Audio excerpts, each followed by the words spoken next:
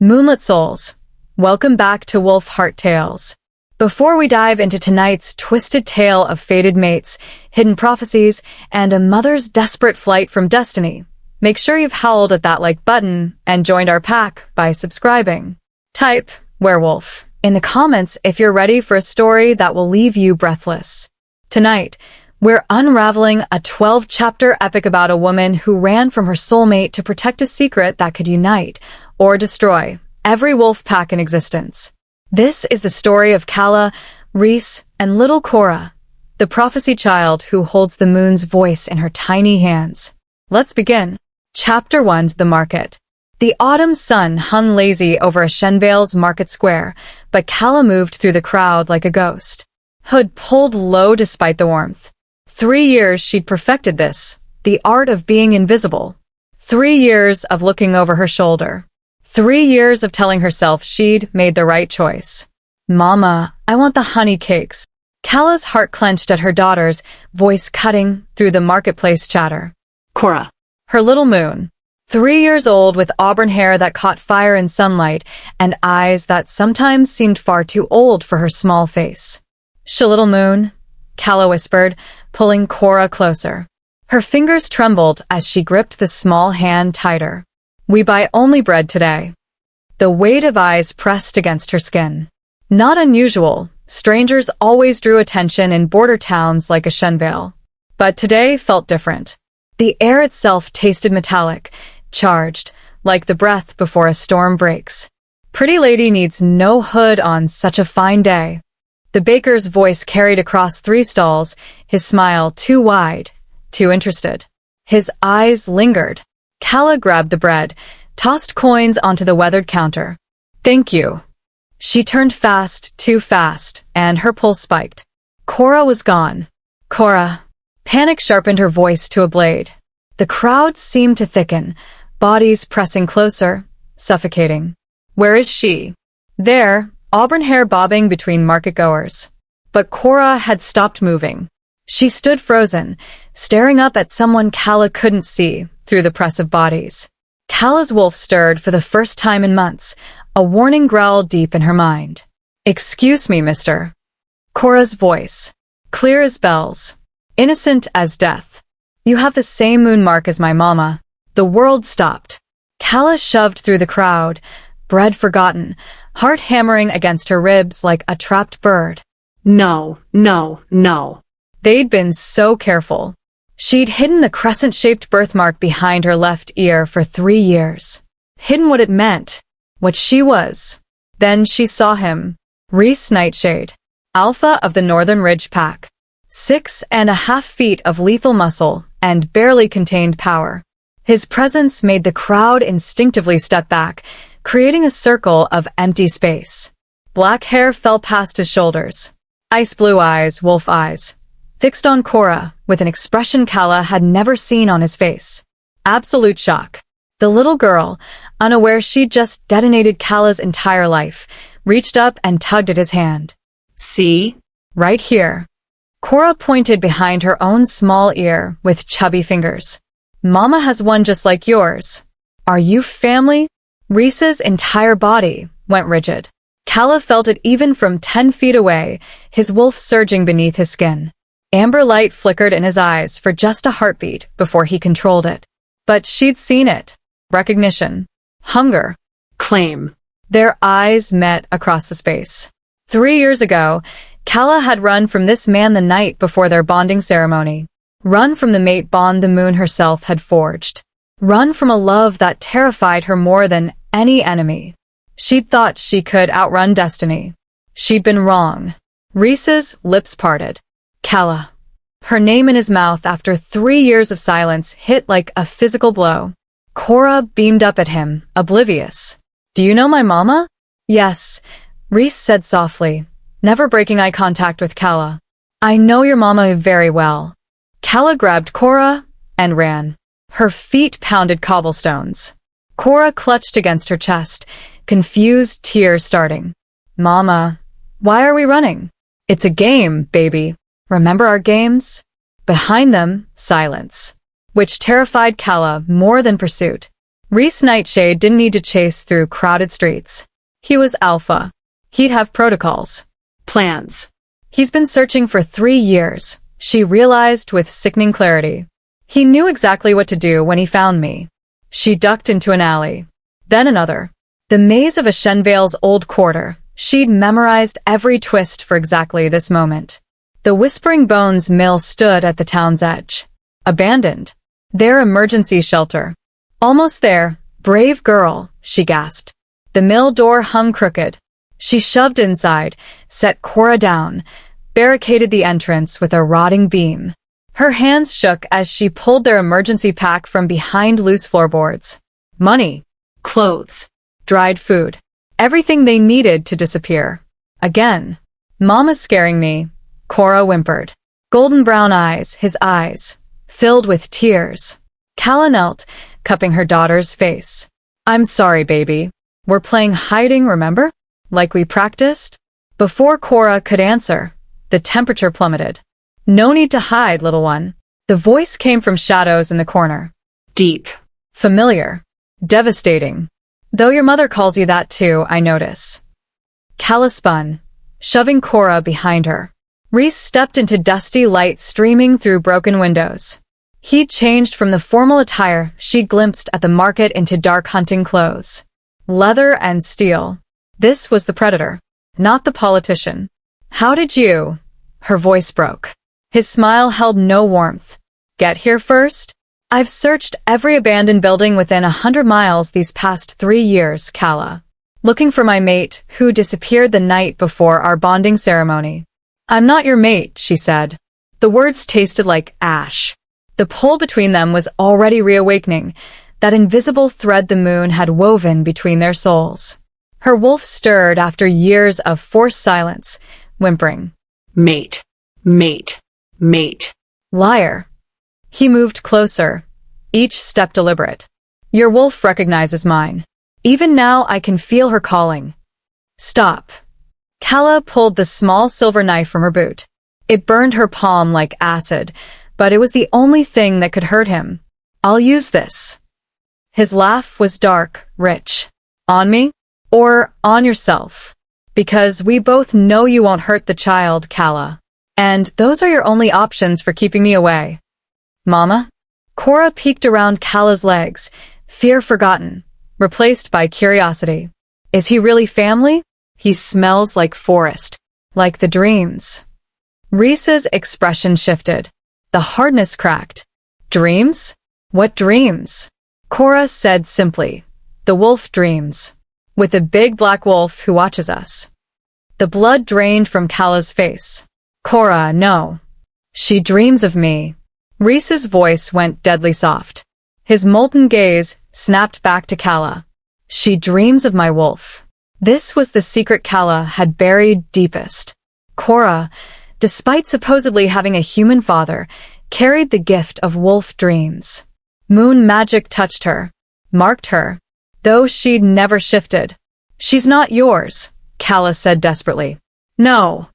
Reese knelt slowly, putting himself at Cora's eye level.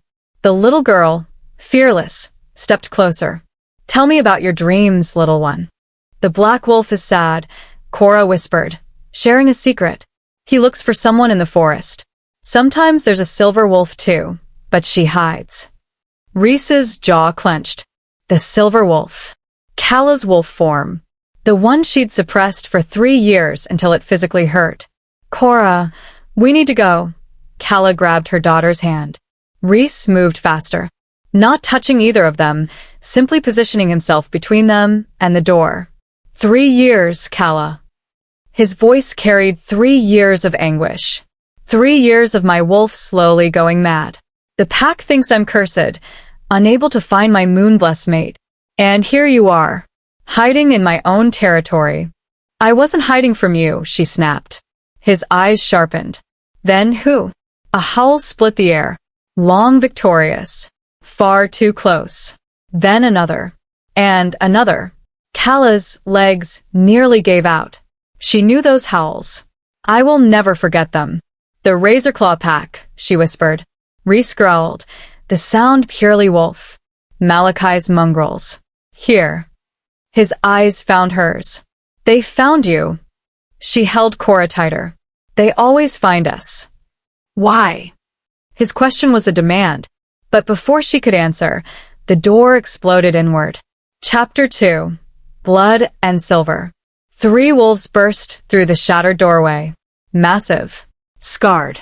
Gray coats marked with the distinctive slash patterns of razor-claw hunters. Their eyes locked onto Calla with savage triumph, the look of predators who'd finally cornered their prey. Rhys moved so fast he blurred. One moment he stood human. The next, an enormous black wolf crashed into the lead attacker. The sound of impact echoed like thunder in the confined space. Bodies hit the floor with enough force to crack rotted wood. Mama, Cora screamed, burying her face in Calla's shoulder. The second wolf lunged. Calla's body moved on instinct. The silver knife flashed in dusty light. The blade caught the wolf across the muzzle, sending it reeling with a pained yelp. Silver burned their kind, left scars that never fully healed. But the third wolf was already circling, smart enough to avoid Rhys's savage battle with its packmate. Yellow eyes fixed on Cora with an intensity that made Calla's maternal rage explode. You want her? Calla's voice dropped to something primal. Something that had been sleeping for 3 years. You'll have to go through me. Her wolf ripped free. The transformation hurt. Bones snapping. Reforming. Muscles tearing and rebuilding. She denied this part of herself for so long that her wolf emerged vengeful and wild.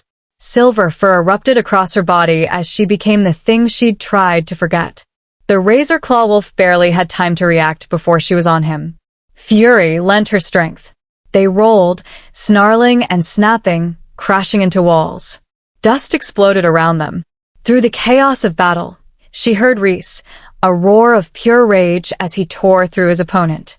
An alpha in his full power was terrifying to behold.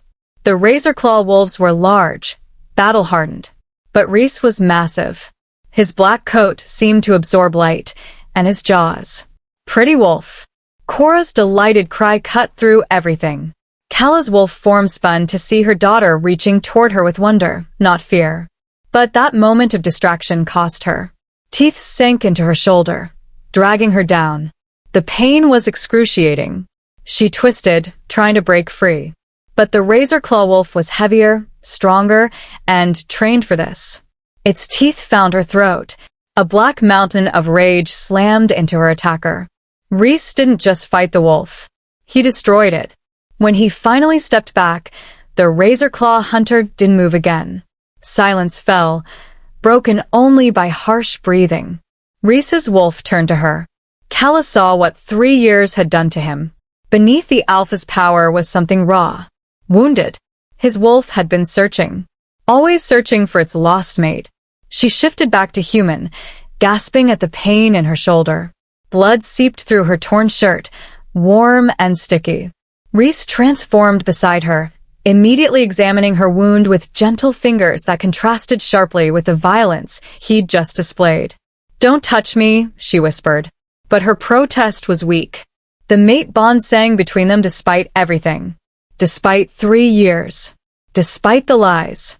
"Stop being stubborn," he growled, pressing his palm against the wound. "You're hurt. I've survived worse." His ice blue eyes blazed. "Not anymore. Not while I breathe." "Mama?" Cora stood in the corner, tears streaming down her face, but chin lifted bravely. "Are the bad wolves gone?" "Yes, little moon." Calla reached for her daughter with her good arm, pulling her close. "They're gone. But they'll send more," Rhys said grimly. He pulled off his shirt, pressing it against Calla's wound. The skin-to-skin contact sent sparks through her system. Electric, undeniable. Their mate bond singing its reunion. "Why does Malachi want you, Calla?" She closed her eyes. The truth she'd buried was clawing its way free, desperate to breathe. "Not me," she whispered. "Her." His voice went deadly quiet. Why would Razorclaw want a child? Because Calla's voice broke. Because Malachi believes she's his. The temperature dropped so fast frost formed on the broken windows. "Explain." One word, filled with lethal promise. Calla pulled Cora closer, breathing in her daughter's scent, honey and moonlight. Nearly 4 years ago, before I knew about being moon-blessed, before I knew about mates, Malachi tried to claim me. Not a true claim. I fought him off, but he bit me. Draw blood.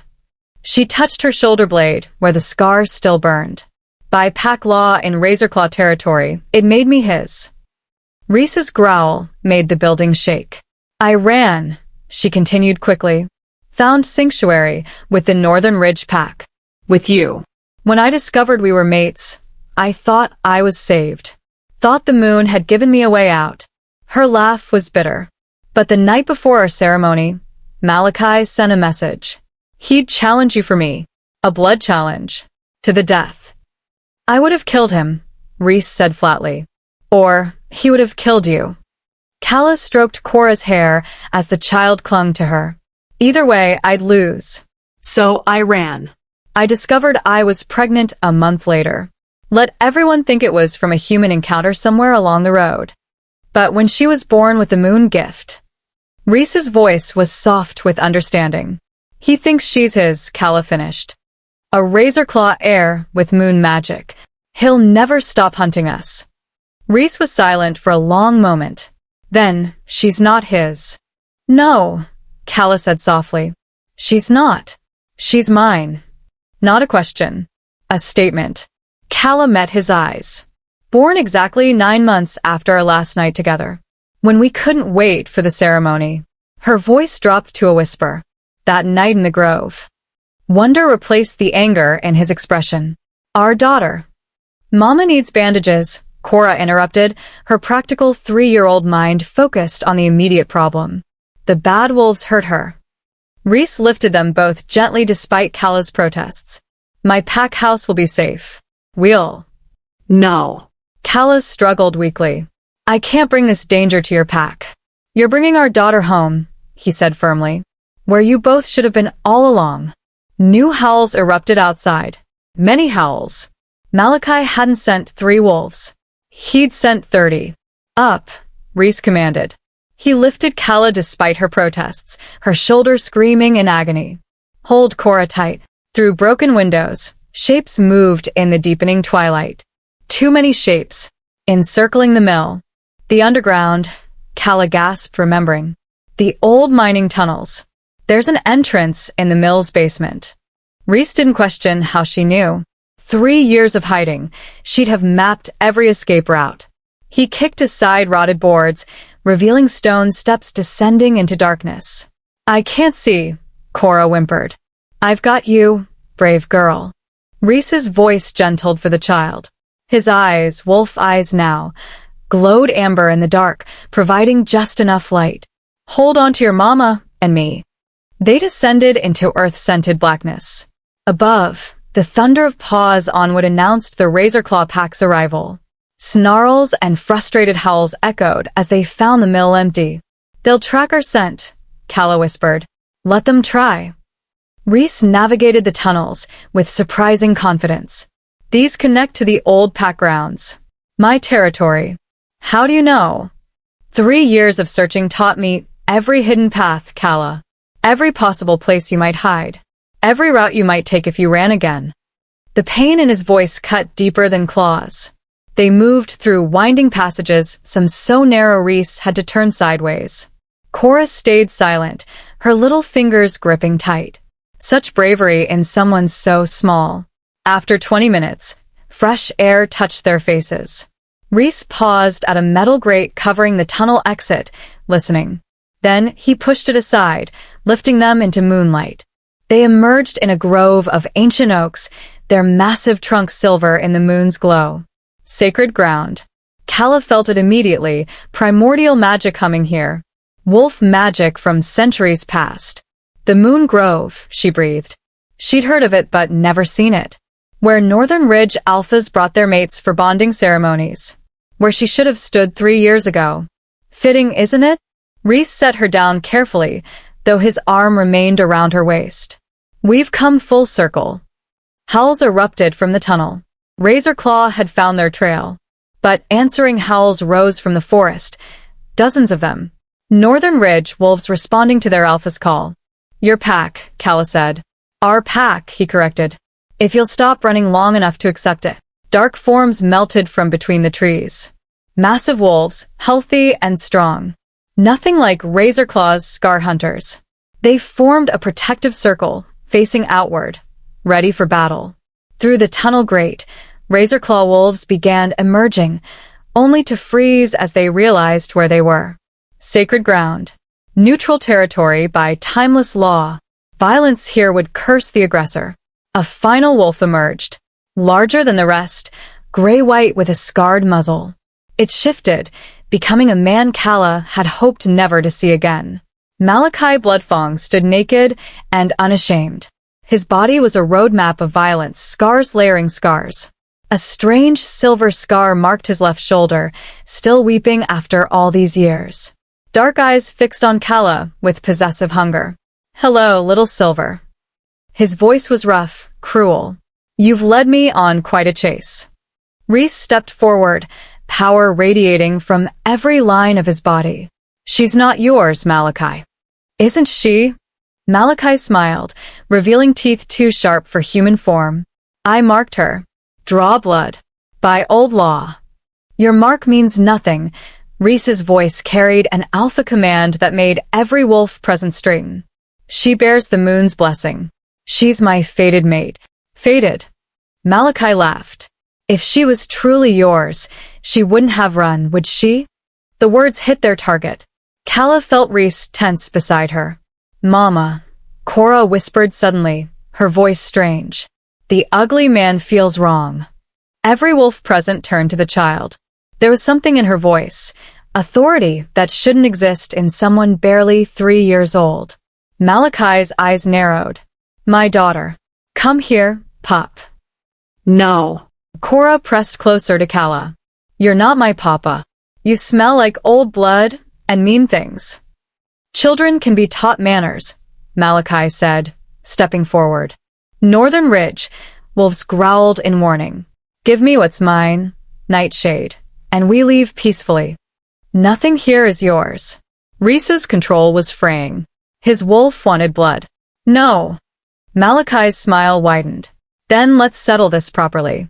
Challenge rights. You and me. The winner takes the woman and child. No. Calla surged forward, but Reese caught her. Accepted, he said. The grove went silent. Even the wind stopped. Don't, Calla pleaded, gripping his arm. This is what I was trying to prevent. I can't lose you. Reese cupped her face with surprising gentleness. You already did lose me, Calla. 3 years ago, when you left, you took half my soul. His thumb brushed away a tear she hadn't realized had fallen. I won't survive losing you again. Chapter 3. The Prophecy Awakens. How touching, Malachi sneered. He was already shifting, his wolf form emerging, scarred, vicious, a creature built for killing. But Reese didn't shift. Instead, he pulled Calla close, pressing his forehead to hers. The contact sent electricity racing through her veins. Trust me, he whispered, then louder for everyone to hear. Before we fight, Malachi, there's something you should know. Stalling won't save you, Nightshade. Not stalling. Informing. Reese straightened, his voice carrying across the sacred grove. Cora isn't your daughter. She can't be. Lies. She was born exactly 9 months after the grove ceremony preparations. Reese let the implication hang in the air. After Calla and I. He didn't finish. I didn't need to. Calla's breath caught. He was claiming Cora publicly. In front of both packs. She's mine, Reese continued. But more than that, Cora carries the alpha bloodline. My bloodline. She's the first alpha-born female in 3 centuries. The grove erupted in whispers. An alpha-born female was legendary. Prophecy. Prove it, Malachi snarled. And in that moment, as if responding to the challenge itself, Cora's eyes blazed with luminous power. Energy, timeless and undeniable, pulsed from the tiny child. The air shimmered around her. Ancient oaks groaned, their branches bending toward her like supplicants before a queen. "My papa," Cora said clearly, looking at Rhys with eyes that held eternity, "is here." Her small hand rose, pointing at Rhys. Where her finger aimed, a silver crescent appeared on his forehead, the mate mark manifesting visibly for all to see. Glowing. Undeniable. The same mark appeared behind Calla's ear, burning through her hair like a brand of moonlight. And on Cora's palm, both marks combined into something new. A full moon. "The prophecy child," someone whispered. Then another voice took up the cry. "The alpha female has awakened." The luminous power fading from Cora's eyes seemed to break whatever restraint held Malachi back. His wolf form lunged, not at Rhys, but at the child. "No!" Calla screamed. But Rhys was already moving. The collision of two alphas shook the sacred grove. Ancient oaks groaned as bodies slammed into trunks. This wasn't a formal challenge anymore. This was primal rage unleashed. "Take her," Rhys roared to his pack as he grappled with Malachi. "Protect them both." Two female wolves immediately flanked Calla and Cora. Calla recognized one. Talia, the Northern Ridge beta female, battle-scarred and fierce. Instead of fleeing, Calla stood her ground, watching the brutal fight. Malachi was vicious, experienced in dirty combat. His teeth found Rhys's flank, tearing deep. Blood splattered the sacred ground, dark in the moonlight. But Rhys was younger, stronger, and fighting for more than dominance. He was fighting for family. "Papa." Cora suddenly broke free, running toward the battle. "Cora, no." The child stopped between the fighting wolves, her small form insignificant compared to their mass. Yet her voice carried impossible authority. "Stop hurting." Both alphas froze mid-strike. Not by choice. Calla saw their muscles straining against invisible bonds. Amber brilliance filled Cora's eyes again, brighter than before. "My brave girl," Calla approached carefully. "Let them go." No. The power in Cora's voice made the ground tremble. "The bad one hurt you before I was born." Her gaze fixed on Malachi's struggling wolf form. "I remember." Malachi's wolf eyes widened. Impossible. The child couldn't possibly remember. She hadn't even been born when. "I remember," Cora continued, her toddler vocabulary struggling with concepts beyond her years. Mama's fear. Her pain. Her voice dropped to something ancient. The first baby that went away. The grove went deathly silent. Calla's legs nearly buckled. The secret she'd never told anyone, not even herself, fully acknowledged. Before Cora, there had been another pregnancy. Rhys's child conceived that stolen night in this very grove. Lost when Malachi's assault had damaged more than just her spirit. "You were pregnant." Rhys's voice, human now, though he remained frozen in wolf form, was raw with anguish. "When you ran, you were all ready." "I lost it the night Malachi attacked," Calla whispered. "I thought the moon had cursed us for acting before the ceremony. Then when Cora came, I couldn't risk losing another child. Couldn't risk bringing her into a war between alphas." Malachi shifted human, fighting against Cora's hold. Lies. "The child is mine by right of." "You have no rights." Cora's power flared. Malachi screamed, clutching his scarred shoulder. The silver scar, the old mark from his crimes, split open, bleeding silver instead of red. "Moon remembers all the bad things," Cora said, and this was no 3-year-old speaking. This was something timeless, using her as a vessel. "All the girls you hurt." A female wolf, one of Malachi's own pack, suddenly howled in anguish.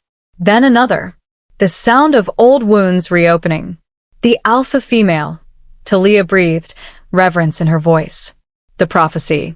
When the moon bleeds silver and wolves forget their way, the alpha female will rise to restore the sacred laws." "Release him, little one," Rhys said gently, still pinned but calm. "Let me finish this properly." Cora looked at him, her expression heartbreakingly adult. "You won't kill. You're good." "No," Rhys agreed. "But he needs to answer for his crimes." The child considered, then nodded. The invisible bonds released. Malachi immediately lunged for Calla, desperation making him reckless. But she was ready.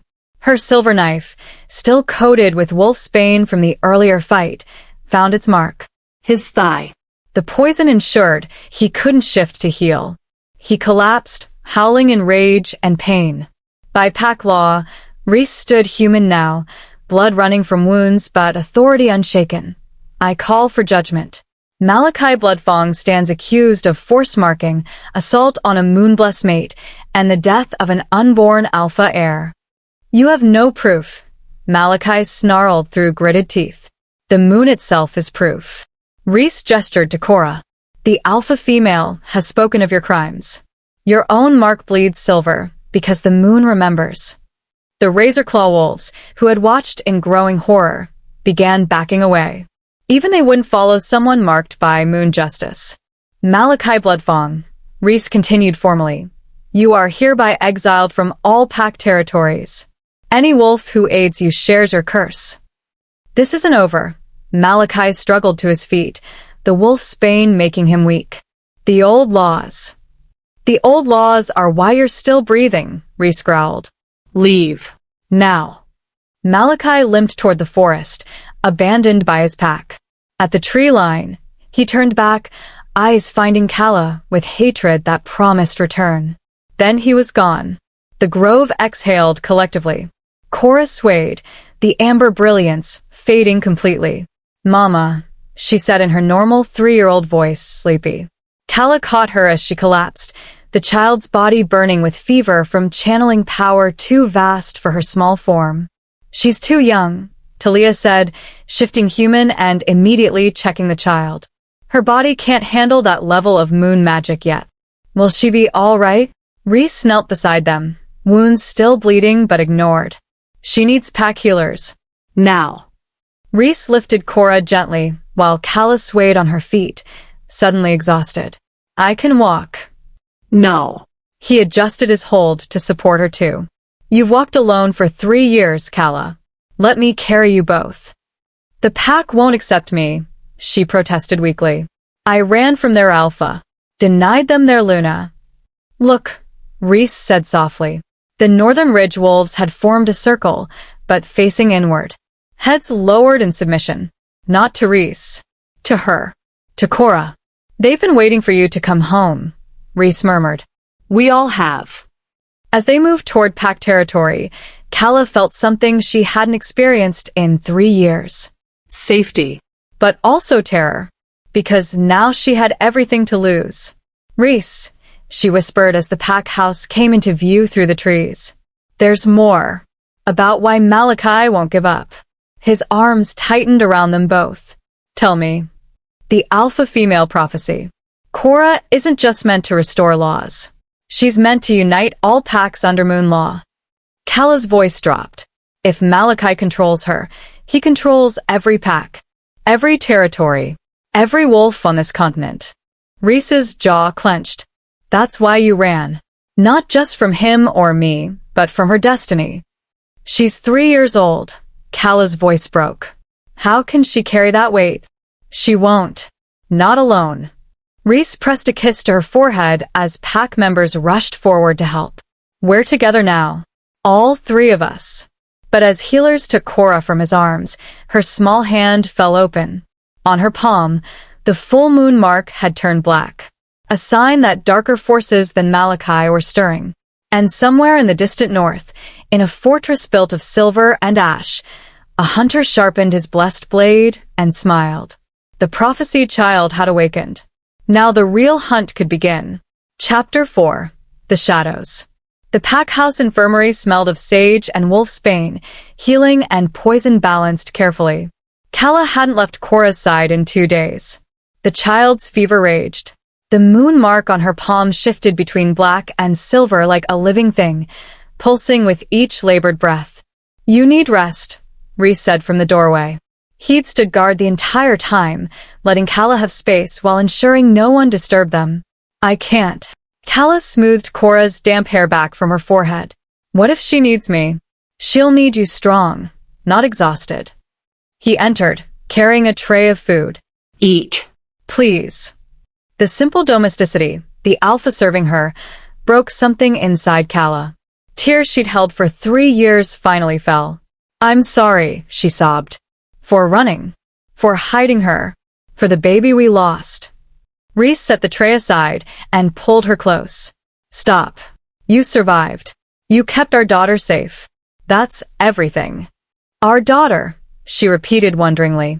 You truly accept her? Even knowing. My wolf knew the moment she called me Wolfman in the market. His hand cupped her face. Something in me recognized her. The way she tilts her head when curious. Pure nightshade trait. Her stubbornness. He smiled slightly. That's all you. Papa. They turned. Cora's eyes were open, clear brown again. Not the terrifying amber glow. Little one. Calla rushed over, checking her temperature. Normal. The mark on her palm had settled to silver with just a thread of black through it. Had dream talks, Cora said, her voice thoughtful for a 3-year-old. With the Moon Lady. Rhys approached carefully, kneeling beside the bed. What did she say? Bad things coming. Cora's expression turned serious, beyond her years. Need wolf families together. Then she smiled, sudden and bright. Uncle's coming too. Calla exchanged glances with Rhys. Uncle. A knock interrupted. Alpha. Talia's voice called urgently through the door. We have visitors. Rhys opened it. His beta looked troubled. Scouts report 3 packs approaching our borders. Malachi. Calla started. No. He's fled north to rogue territory. Talia's eyes flickered to Cora. These are Black Moon from the east, Silvercrest from the south, Ironpaw from the west. All requesting a formal audience. 3 major packs. Rhys tensed. They haven't gathered in 50 years. They're not threatening, Talia added. They claim they're here about the alpha female prophecy. Word has spread about what happened in the grove. They're supposed to come. Cora sat up, perfectly calm. Moon said so. Everyone stared at the child. My brave girl, Calla said carefully. What exactly did the moon tell you? Wolf families forgot how to be together. Need reminding. She looked at Rhys with absolute trust. Papa helps. Mama too. Another knock. Harder this time. Alpha. This voice was panicked. The Eastern Pack is at the gates. Their Alpha demands entry. Demands? Rhys growled. He says. The messenger hesitated. He says he's here for his sister. Calla's blood turned to ice. Your brother? Rhys turned to her. You said you had no pack. I thought he died. Calla's voice came out strangled. My whole pack, when I was 16, rogues attacked. I was the only survivor. That's how I ended up in Razorclaw territory, vulnerable to Malachi. She stood shakily. If Sterling survived, then you're not just moon-blessed, Talia breathed. You're Black Moon Alpha bloodline. Moon-blessed and Alpha-born. Rhys finished, understanding dawning. Mated to another Alpha, producing the prophecy child. This was always meant to happen. Bring him in, Rhys commanded. Carefully. Minutes later, footsteps echoed down the hallway. Calla gripped Rhys's hand as the door opened. The man who entered was unmistakably her brother. Same silver eyes, same auburn hair, but marked by years of hardship. Scars covered half his face. Silver weapon burns marked his arms, wounds from the attack she'd fled from. Calla. His voice broke. Sterling.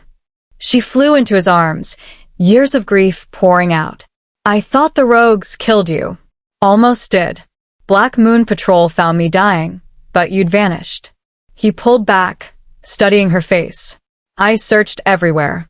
Even heard rumors about a silver wolf in Razorclaw territory, but Malachi swore he'd never seen you. The rogues burned our pack house, Calla whispered. I thought you died in the flames. He lied, Rhys said flatly. He'd already forced his mark on her by then. Sterling's expression went lethal. Where is he? Exiled. The alpha female passed judgment. Sterling noticed Cora for the first time. His eyes widened. The prophecy child. She's yours? Ours, Calla corrected, taking Rhys's hand. Sterling, meet Rhys Nightshade, my mate. And this is Cora. Hi, Uncle. Cora waved cheerfully. You look different. Not furry like in my dreams. Sterling blinked. How did you? She dreams true, Reese explained. The moon speaks through her. Then the prophecy is real. Sterling turned urgent. The other alphas aren't here to challenge Calla. They're here because their seers have been having visions. Something's coming. Something that threatens all packs. What? Reese demanded. The old enemy. Sterling's scarred face was grim. Hunters. The ones who use silver and mountain ash. The ones who nearly destroyed us centuries ago. No. Calla's breath caught. They're organizing again. My scouts report new weapons. Technology we've never seen. Sterling's voice dropped. They call it a purge. Modern weapons. Organized hunters. It could devastate the packs. That's why the Moon Lady woke me, Cora said suddenly, her voice carrying that eerie wisdom again. To make wolf families remember they're stronger together. Commotion erupted outside. Howls. Snarls. The unmistakable sounds of combat. Attack. Someone screamed. Hunters at the north gate. Reese shifted instantly, his massive black wolf filling the room. Sterling followed, a large silver-gray wolf. Stay here, Calla ordered Cora. But the child shook her head. I have to help. Moon says. Before Calla could stop her, Cora ran toward the battle. Calla shifted and raced after her, Reese and Sterling flanking them. They burst into chaos. Hunters in tactical gear fired nets made of silver wire. Wolves screamed as the metal burned their skin. Others lay unconscious from tranquilizer darts. At the center stood a figure in black armor, holding a staff crackling with electricity and silver. Vance Thornstrike. Sterling growled in wolf form. The Hunter Prime. He killed our parents. The man smiled coldly. The Black Moon helped survive. Good. His eyes found Cora. And there's the abomination. The prophecy child who thinks she can unite the mongrels. He raised his weapon toward the little girl. Everything happened simultaneously. Reese and Sterling lunged. Calla screamed. Pack members rushed forward. But Cora simply raised her small hand. The hunter's weapon exploded. He flew backward, slamming into a tree with bone-crushing force. No hurting families, Cora said, her voice carrying otherworldly authority. Power radiated from her, not just moon magic, but something primordial. The earth itself responded. Every hunter's weapon simultaneously malfunctioned. Silver nets dissolved. Guns jammed. Electronics sparked and died. The alpha female had awakened fully. But the power cost too much. Cora's eyes rolled back. She collapsed. Calla caught her, but Vance Thornstrike laughed despite his injuries. You think you've won? He coughed blood, armor cracked. This was just a scouting party. The full army comes at the new moon. His smile was crimson. 500 hunters with weapons blessed by 3 faiths, Christian, Jewish, and Islamic prayers against your kind. Your abomination just signed every wolf's death warrant. The new moon. 3 days away. Other pack alphas emerged from the forest, having witnessed everything. The child is real, said a massive red-haired man, Fenris of Iron Paw. Awe filled his voice. As is the threat, added a woman with silver-streaked black hair, Senna of Silvercrest. Then we stand together, Sterling declared, looking at each alpha in turn. Or we all fall. The black thread in Cora's palm mark pulsed darker, spreading slightly. A sign that time was running short. And in the north, an army of 500 hunters sharpened their blessed blades and prepared for war. Chapter 5. Battle Plans. The Great Hall of Northern Ridge had never held so many alphas. 7 pack leaders sat around the ancient oak table, their combined presence making the air crackle with power. Reese stood at the head with Calla beside him. None questioned her presence, not after witnessing Cora's power. 500 hunters, Fenris said grimly, his red hair catching firelight. Even united, we're outnumbered. We don't need to match them, Sterling countered. We need to outthink them. With what army? Senna asked, her silver-streaked hair pulled back severely. Combined, we have maybe 200 fighters. And that's counting every warrior from all 7 packs. The children and elders evacuate, Calla said firmly. Every eye turned to her. The mountain caves to the north, Starfall Caves. They're defensible. Easy to seal if the worst happens. Abandon our territory? Fenris growled. To survive, Calla replied. Pride means nothing if we're extinct. She's right, Rhys said. But we're not just running. We turn their attack into their destruction. How? Asked Declan of Shadowfen, a dark-haired alpha who'd been silent until now. A small voice answered. Together. Cora stood in her nightgown at the doorway, looking every inch the toddler she was, except for her eyes. Ancient. Knowing. My brave girl, you should rest. Calla started toward her. The moon doesn't rest when babies need help. Cora approached the table. Despite her size, every alpha stood instinctively. You think separate, Cora continued, looking at each leader in turn. But we're one family that forgot. Unity is more than words, little one, Senna said gently. Cora smiled. Yes. It's this. She held out her palm with the moon mark. Who shares? Silence. You want us to have a blood bond? Sterling asked carefully. That hasn't been done in 3 centuries. Because you forgot, Cora said simply. But the moon lady showed me how. Blood bonds. Ancient magic that meant shared strength, shared communication across distances, but also shared vulnerability. If one fell, all would feel it. Rhys knelt first, meeting Cora's eyes. Show me. Cora traced a symbol on his palm. Not cutting, just tracing with her small finger. Yet a silver line appeared, painless but permanent.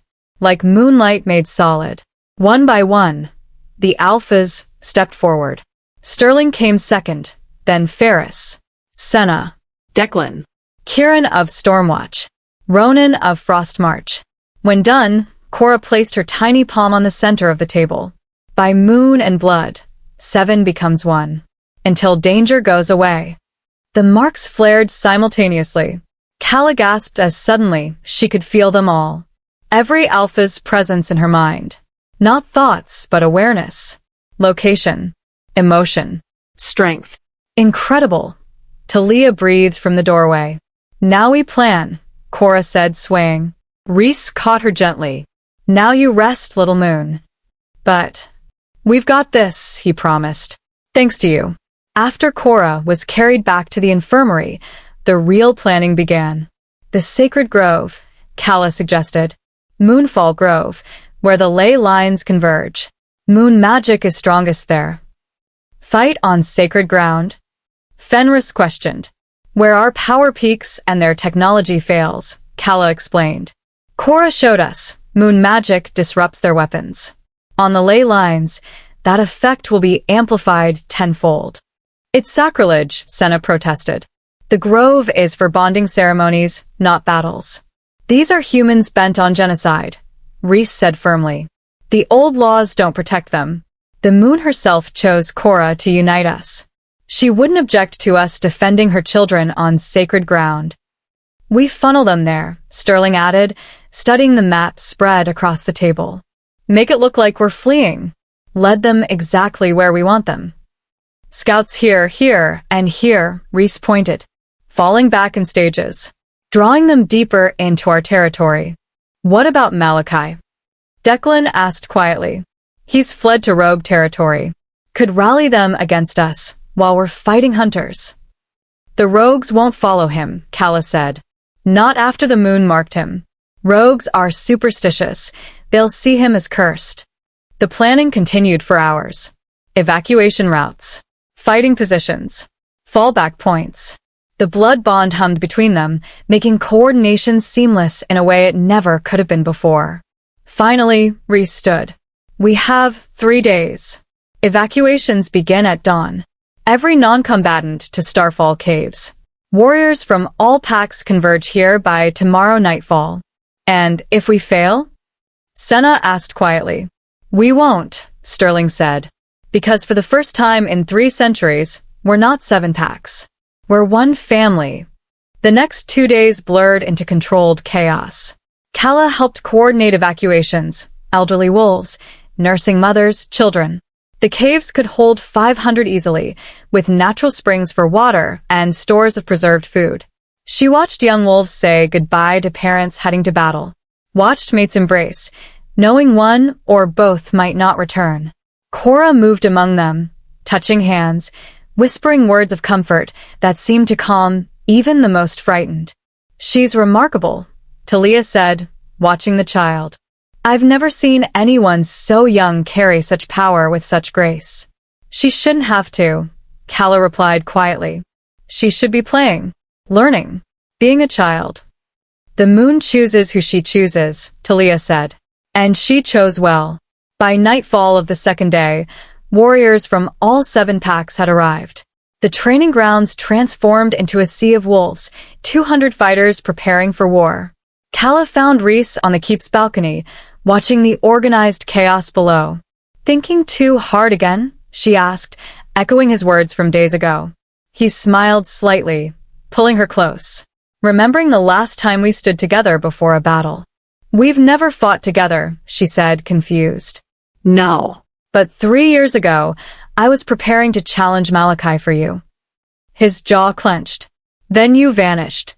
I spent that whole night searching, thinking you'd been taken.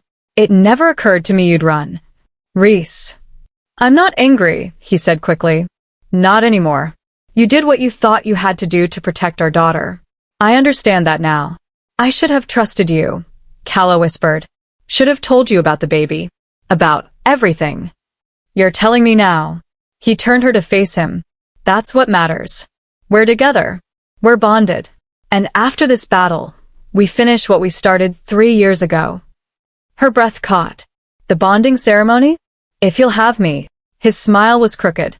"I know I'm damaged goods. 3 years of searching left scars." She kissed him. Hard. Desperate. Pouring 3 years of longing and regret and hope into it. When they finally broke apart, both breathless, Rhys pressed his forehead to hers. "Is that a yes?" "That's a try to stop me and I'll bite you," she replied. His laugh was pure joy. "Mama, Papa." They turned to find Cora running toward them, Talia chasing after. "I'm sorry, Alpha," Talia panted. She insisted. "It's fine," Rhys said, lifting Cora into his arms. "What's wrong, little moon?" "Not wrong," Cora said. "Right." She pointed toward the forest. "Moon Lady says to look." They followed her gaze and froze. Emerging from the tree line were dozens of wolves, but not from any of the 7 packs. Rogues. At their head walked a scarred figure Calla recognized even at this distance. "Malachi," she breathed. Rhys set Cora down and shifted partially, claws extending, eyes glowing amber. Warriors below noticed and formed defensive positions. But Malachi approached alone, hands raised. "No weapons. I come in peace, Nightshade," he called out. "You come at all," Rhys growled. "After being exiled." "I come to fight," Malachi interrupted. "Not against you. With you." Stunned silence. The child was right, Malachi continued, and Calla saw something in his eyes she'd never seen before. Shame. "In my dreams, she came to me, showed me what I'd become, what I'd done." He looked directly at Calla. "I can't undo my crimes, but I can die fighting to protect what I tried to destroy." "This could be a trick," Sterling warned through the blood bond. But Cora slipped her hand into Rhys's. "He's telling the truth." Moon showed him the way home. "How many rogues follow you?" Rhys asked carefully. 30. All willing to die to earn redemption. Rhys looked at Calla. She should have felt rage, fear, but all she felt was exhaustion. "The moon works in mysterious ways," she said finally. "If she's offering him redemption, who are we to refuse?" "Your call," Rhys said through their bond. "He hurt you most." Calla took a deep breath. "You fight under Sterling's command. One wrong move, and I will end you myself." Malachi nodded. "Understood." As the rogues were integrated into battle plans, Cora tugged Calla's sleeve. "See, Mama? Even lost wolves can come home. Calla pulled her daughter close, watching the impossible sight of former enemies training side by side. Yes, little moon, she whispered. Even lost wolves can come home. But the black thread in Cora's palm pulsed darker. Time was running out. And at dawn, the new moon would rise, or rather, wouldn't rise, leaving them to fight in total darkness. Against 500 hunters with blessed weapons. The odds were impossible. But for the first time in 3 centuries, the wolves were united. And that, Calla hoped, would be enough. Chapter 6. The New Moon Rises. The new moon rose, or rather, didn't rise. Darkness swallowed the world so completely that even wolf eyes struggled to pierce it. No moonlight. No stars. Just an oppressive black that pressed against the skin like a living thing. Everyone in position? Reese's voice came through the blood bond, clear despite the distance. Confirmations rippled back. 7 alphas spread across the territory, each commanding their section. 230 wolves, including Malachi's rogues, waiting in the shadows. Calla crouched beside Talia on the eastern flank, silver knife strapped to her thigh. Her wolf senses strained, listening for the approach. How long? Talia whispered. Soon, Calla replied. Through the blood bond, she felt Reese's steady confidence, Sterling's battle-ready tension, even Malachi's grim determination. The scouts report they're moving in 3 columns. Trying to surround us. Let them think they have, Talia said grimly. In the infirmary, deep in the keep, Cora sat with 2 guards. Calla hated leaving her, but the child had insisted. Need to be at the grove, Mama, Cora had said. When the time is right, not until it's safe. Won't be safe until I'm there, Cora had replied with that ancient wisdom. Trust the moon lady. A howl split the darkness. The signal. Hunters had crossed into their territory. Phase 1. Reese commanded through the bond. Fall back. Make them chase. Calla and Talia melted into the trees. Around them, wolves retreated in coordinated patterns. Not fleeing, leading. Every step calculated to draw the hunters deeper. Gunfire erupted. Silver bullets whined through the darkness. A wolf yelped. Hit, but not fatally. They kept moving. They're taking the bait, Sterling reported. Eastern column following. Western column is engaged, Fenris added. Moving toward the convergence point. Southern column in pursuit, Senna confirmed. The plan was working. 3 hunter columns, thinking they were cornering desperate wolves, were instead being funneled toward a single point. Moonfall Grove. Calla's paws hit sacred ground, and she felt it immediately. The ley lines pulsing beneath. Power thrummed here, ancient and vast. Wolves poured into the grove from 3 directions, forming defensive positions among the ancient oaks.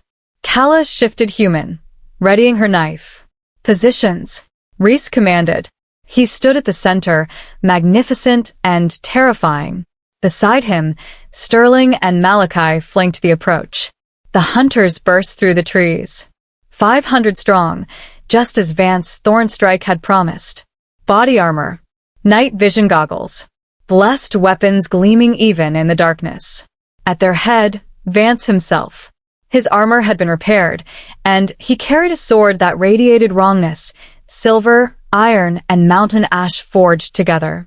Prayers from 3 faiths etched into the blade. Surround them, Vance shouted. No wolf leaves this grove alive. Hunters moved with military precision, encircling the grove. Wolves snarled, hackles raised, but held position. You've made this easy, mongrels, Vance called out, voice amplified by some device. Gathered in one place like cattle for slaughter. The prophecy child. Where is she? Far from you, Reese growled. No matter. We'll find her after we finish here. Vance raised his blessed sword. In the name of the 3 faiths, we purge this evil from. Wrong. The single word cut through his speech. Cora walked out of the trees. No.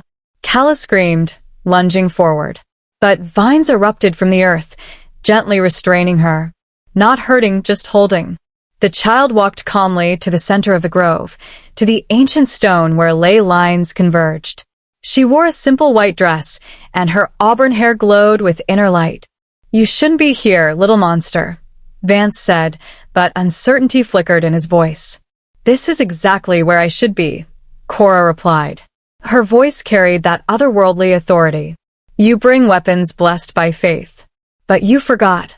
Faith doesn't belong to you alone." She placed both hands on the center stone. The grove exploded with light. Not moonlight. The new moon offered nothing. This was earth light, starlight, life itself, channeled through ley lines that had existed since before humans walked upright. Every hunter's weapon turned to dust. Silver bullets dissolved mid-flight. Blessed, swords crumbled. Body armor fell away like ash. Even the night vision goggles sparked and died. Impossible. Vance stared at his empty hands where his blessed blade had been. "Nothing is impossible when the Moon Lady wills it," Cora said. But she swayed, and Calla felt it through their bond, the terrible cost of channeling such power. "Attack!" Vance screamed. "We still outnumber them. Kill them all." 500 hunters surged forward, weaponless, but desperate. Now, Reese roared. 230 wolves met them. The battle that followed was chaos. Claws against bare hands. Fangs against flesh. Hunters fought with knives, with stones, with bare fists. Wolves tried not to kill, only disabled, but hunters showed no mercy. Calla shifted, her silver wolf form tearing through attackers trying to reach Cora. Beside her, Talia fought with brutal efficiency. Sterling's silver-gray wolf was everywhere at once. Fenris's massive red wolf anchored the western flank. Through it all, Reese fought like the alpha legend he was. Black fur streaked with blood, some his, most not. He carved a path toward Vance's thorn strike. But wolves were falling too. Too many hunters, even unarmed. "We can't hold." Declan's voice came through the bond, strained. "Not enough," Senna agreed grimly. Calla felt it too, the tide turning. They'd taken away the hunters' weapons, but sheer numbers were overwhelming them. Then howls erupted from the north. dozens of them. More rogues poured into the grove, led by a scarred figure Calla didn't recognize. Malachi sent word, the rogue leader called out. Any wolf willing to fight for the prophecy child. The tide turned instantly. Hunters fled or fell. Vance's thorn strike stood alone, his blessed blade gone but fury undiminished. You think you've won? He lunged, not at Reese. At Cora. 3 bodies were intercepted simultaneously. Reese. Sterling. Malachi. The blessed blade, somehow reformed in Vance's hand, perforged and unbreakable, pierced Malachi's chest even as Malachi's jaws found Vance's throat. Both fell, dying. Why? Calla shifted human, kneeling beside Malachi as Sterling pulled Vance's body away. Why save her? Child offered redemption in dreams. Malachi gasped, blood bubbling from his lips. Said even lost wolves can come home. His eyes found Cora, still glowing on the center stone. Tell her, I'm sorry. For everything. He died as the first sliver of the true moon appeared on the horizon, the new moon ending, the tiniest crescent returning. The remaining hunters had fled or surrendered.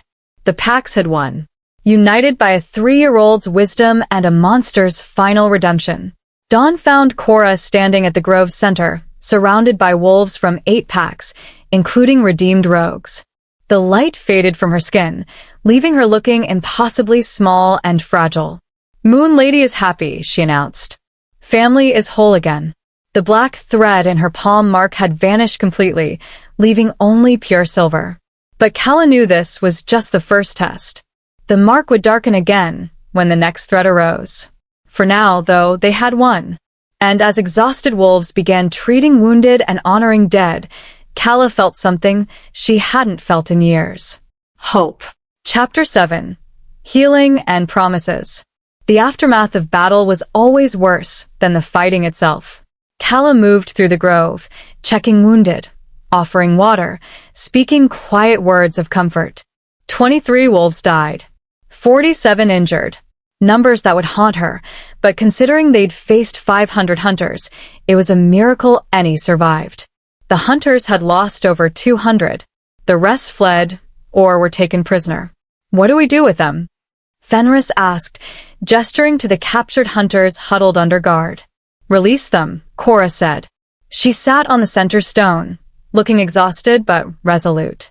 Let them tell others what happens when you try to hurt wolf families. They'll just come back, Senna protested. No, Cora shook her head.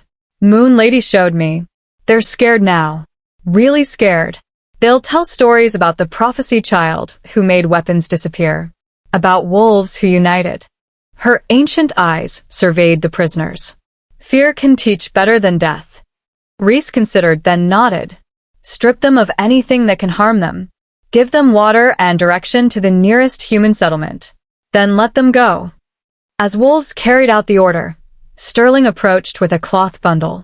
We found this on Vance Thornstrike's body. He unwrapped it carefully, revealing documents. Maps. Communications. Calla's blood ran cold as she read. There are more.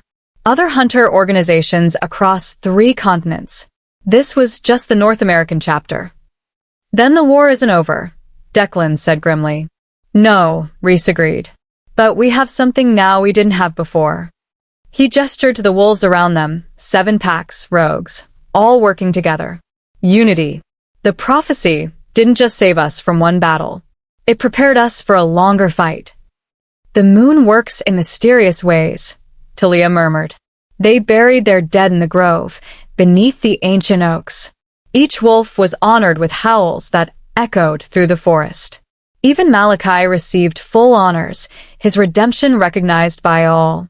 He hurt so many, Calla said quietly, watching his grave being covered. But he died protecting what mattered. That's the thing about redemption, Sterling replied. It doesn't erase the past. It just offers a different ending. Cora placed a small flower on the fresh earth. Moon Lady says he's home now. Really home. Where he should have been all along. 3 days later, the packs gathered again, not for war, but for celebration. The evacuees returned from Starfall Caves to find their homes intact. The threat ended. The joy of reunited families filled the territory with laughter and tears. Calla stood on the keep's balcony, watching preparations below. Tonight would be the first unity feast, Cora's idea, naturally. All 8 packs, including the reformed rogues now officially recognized as Moonshadow Pack, would celebrate together. Thinking too hard again, Reese said, wrapping his arms around her from behind. She leaned into his warmth. Just remembering. A week ago, I was alone in a Shenvale, terrified of being found. Now you're Luna to 8 united packs, he finished. Thanks to our daughter. She's extraordinary, Calla said softly.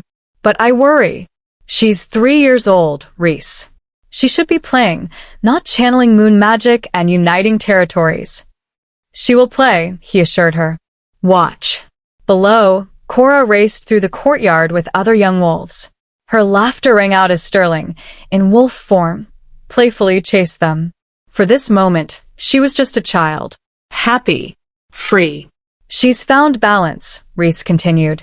The otherworldly wisdom only surfaces when needed. The rest of the time, she's learning to be a pup. As normal as an alpha-born, moon-blessed child can be, Calla said wryly. Talia mentioned she's been teaching other children dream interpretation, Reese added carefully. Of course she has. Calla sighed, but she was smiling. A knock at the door. Alpha, Luna, a young wolf said respectfully. The other pack leaders have gathered for the pre-feast council. The council chamber held all 8 leaders now. Maps covered the table, not of their territory, but of the wider world. We need to formalize this alliance, Fenris said, without preamble. The hunters will regroup. We need to be ready. Agreed, Senna said. I propose a rotating council. Each alpha leads for 1 season, with decisions requiring majority vote. What about disputes between packs? Asked Ronan, the quiet Frost March alpha. Cora, Sterling said simply. She's the prophecy child. The moon's voice. If we can't settle it ourselves, we bring it to her. She's a child, Declan objected. She's the alpha female, Talia corrected quietly. And she's proven her wisdom. They debated for hours. Trade agreements, territory boundaries, protocols for shared defense. By the time they finished, the sun was setting. "One more thing," Rhys said. "Tonight, after the feast, Calla and I will complete our bonding ceremony. 3 years overdue." He looked at each alpha. "You're all invited to witness." Smiles broke out around the table. Even the stern Senna looked pleased. "About time, Nightshade," Fenris laughed. The feast was magnificent. Long tables stretched across the training grounds, laden with food. Wolves from all 8 packs mingled freely, sharing stories and forging friendships. Children played together, the next generation already building bonds that would strengthen the alliance. Young wolves from different packs exchanged shy glances, and Calla suspected there would be more inter-pack matings in the future. "Dance with me." Sterling appeared at her elbow. As they moved through the traditional wolf dance, he said quietly, "Mother and father would be proud. You didn't just survive, Calla. You brought us all together." "Cora brought us together," she corrected. "Cora is the catalyst," he agreed. "But you and Rhys are the foundation. Your love, your bond, that's what made this possible." Later, as the feast continued, Calla found herself at the grove's edge with Rhys and Cora. "Dreams are quiet now," Cora said sleepily, leaning against her father. "Moon Lady says her work is done. For now." "For now?" Calla asked gently. Cora smiled mysteriously, far too knowing for a 3-year-old. "Always more work, Mama. But not tonight. Tonight we're just happy." Rhys lifted her onto his shoulders. "Ready for the ceremony, little moon? You get to be our witness." "Will there be flowers?" Cora asked. "So many flowers," Calla promised. As night deepened, wolves gathered in Moonfall Grove. The ancient oaks were decorated with luminous blooms that glowed in the darkness. The center stone had been cleaned, draped in silver cloth. All 8 alphas stood as witnesses. Talia served as ceremonial elder, her voice carrying across the grove. 3 years ago, these 2 were meant to bond here, she began. The moon had chosen them, but fear and circumstance tore them apart. Tonight, stronger for their trials, they returned to finish what was started. Rhys and Calla stood before the center stone, hands clasped. "Do you, Rhys Nightshade, accept Calla of Black Moon as your fated mate? To stand beside her through all trials, to honor the bond the moon has woven between your souls?" "I do," Rhys said, his voice steady. "For as long as I draw breath and beyond." "Do you, Calla of Black Moon, accept Rhys Nightshade as your fated mate? To stand beside him through all trials, to honor the bond the moon has woven between your souls?" Calla's eyes filled with tears. "I do. I should have said it 3 years ago. I say it now with all my heart. Then by moon and blood, by earth and sky, I declare you bonded." Talia placed their joined hands on the center stone. "What the moon is joined, let none tear asunder." The mate marks on their skin blazed, crescents glowing behind Calla's ear and across Rhys's forehead. Power surged between them, the bond completing fully at last. Howls of celebration rose from gathered wolves. Rhys pulled Calla close and kissed her deeply, 3 years of longing finally fulfilled. When they broke apart, Cora clapped delightedly from Sterling's arms. "Now we're really family. Now we're really family," Rhys agreed, pulling both his mate and daughter into his embrace. Above, the moon, no longer new, but a growing crescent, seemed to smile down on them. The prophecy had been fulfilled. The packs united.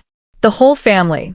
But in Cora's palm, the faintest trace of black appeared in her moon mark. Just a whisper. A warning. Other threats would come. The battle against the hunters was far from over. But tonight, there was only light, love, and the promise of tomorrow. Chapter 8. 6 months later.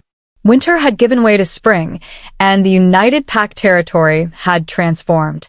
Where once stood separate compounds with suspicious borders, now paths connected all settlements. Wolves from different packs mingled freely, trading, training, building friendships that would have been impossible 6 months ago. Calla stood on the council hall balcony, watching preparations below. Tonight's full moon would mark the first spring unity celebration. Another of Cora's ideas, naturally. You're doing it again, Reese said, emerging from their quarters with 2 steaming mugs. He handed her one, tea with honey, exactly how she liked it. Doing what? She accepted the mug gratefully, breathing in the fragrant steam. Watching over everyone like you're personally responsible for their happiness. He wrapped an arm around her waist. You're allowed to rest, you know. Luna doesn't have to solve every problem. Old habits, she admitted. 3 years of constant vigilance doesn't fade quickly. Below, Cora raced through the courtyard with a pack of young wolves. Her laughter rang clear, and Calla marveled at how normal she seemed. How carefree. She's thriving, Reese observed, following her gaze. The other children adore her. Because she treats them as equals, not subjects.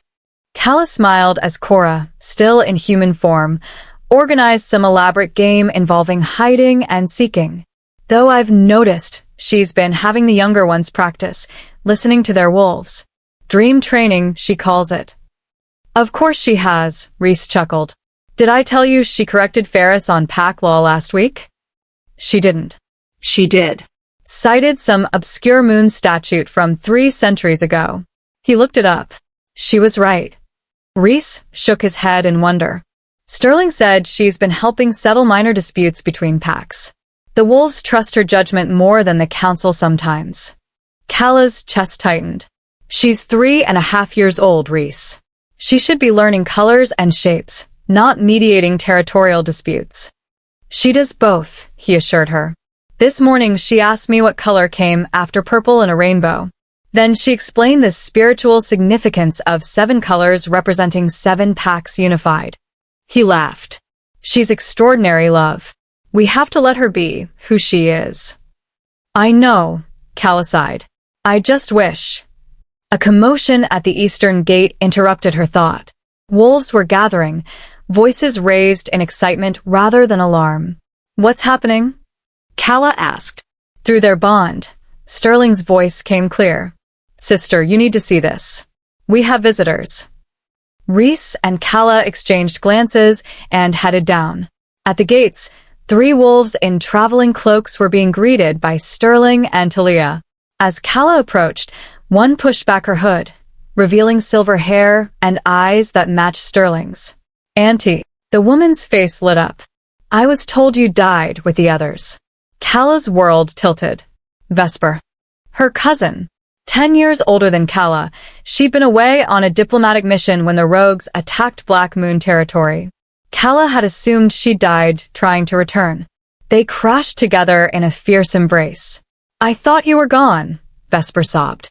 When I came back and found the pack house burned, bodies everywhere, I searched for weeks. I ran, Calla whispered. I'm so sorry. I was terrified, wounded.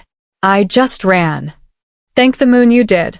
Vesper pulled back, studying Calla's face.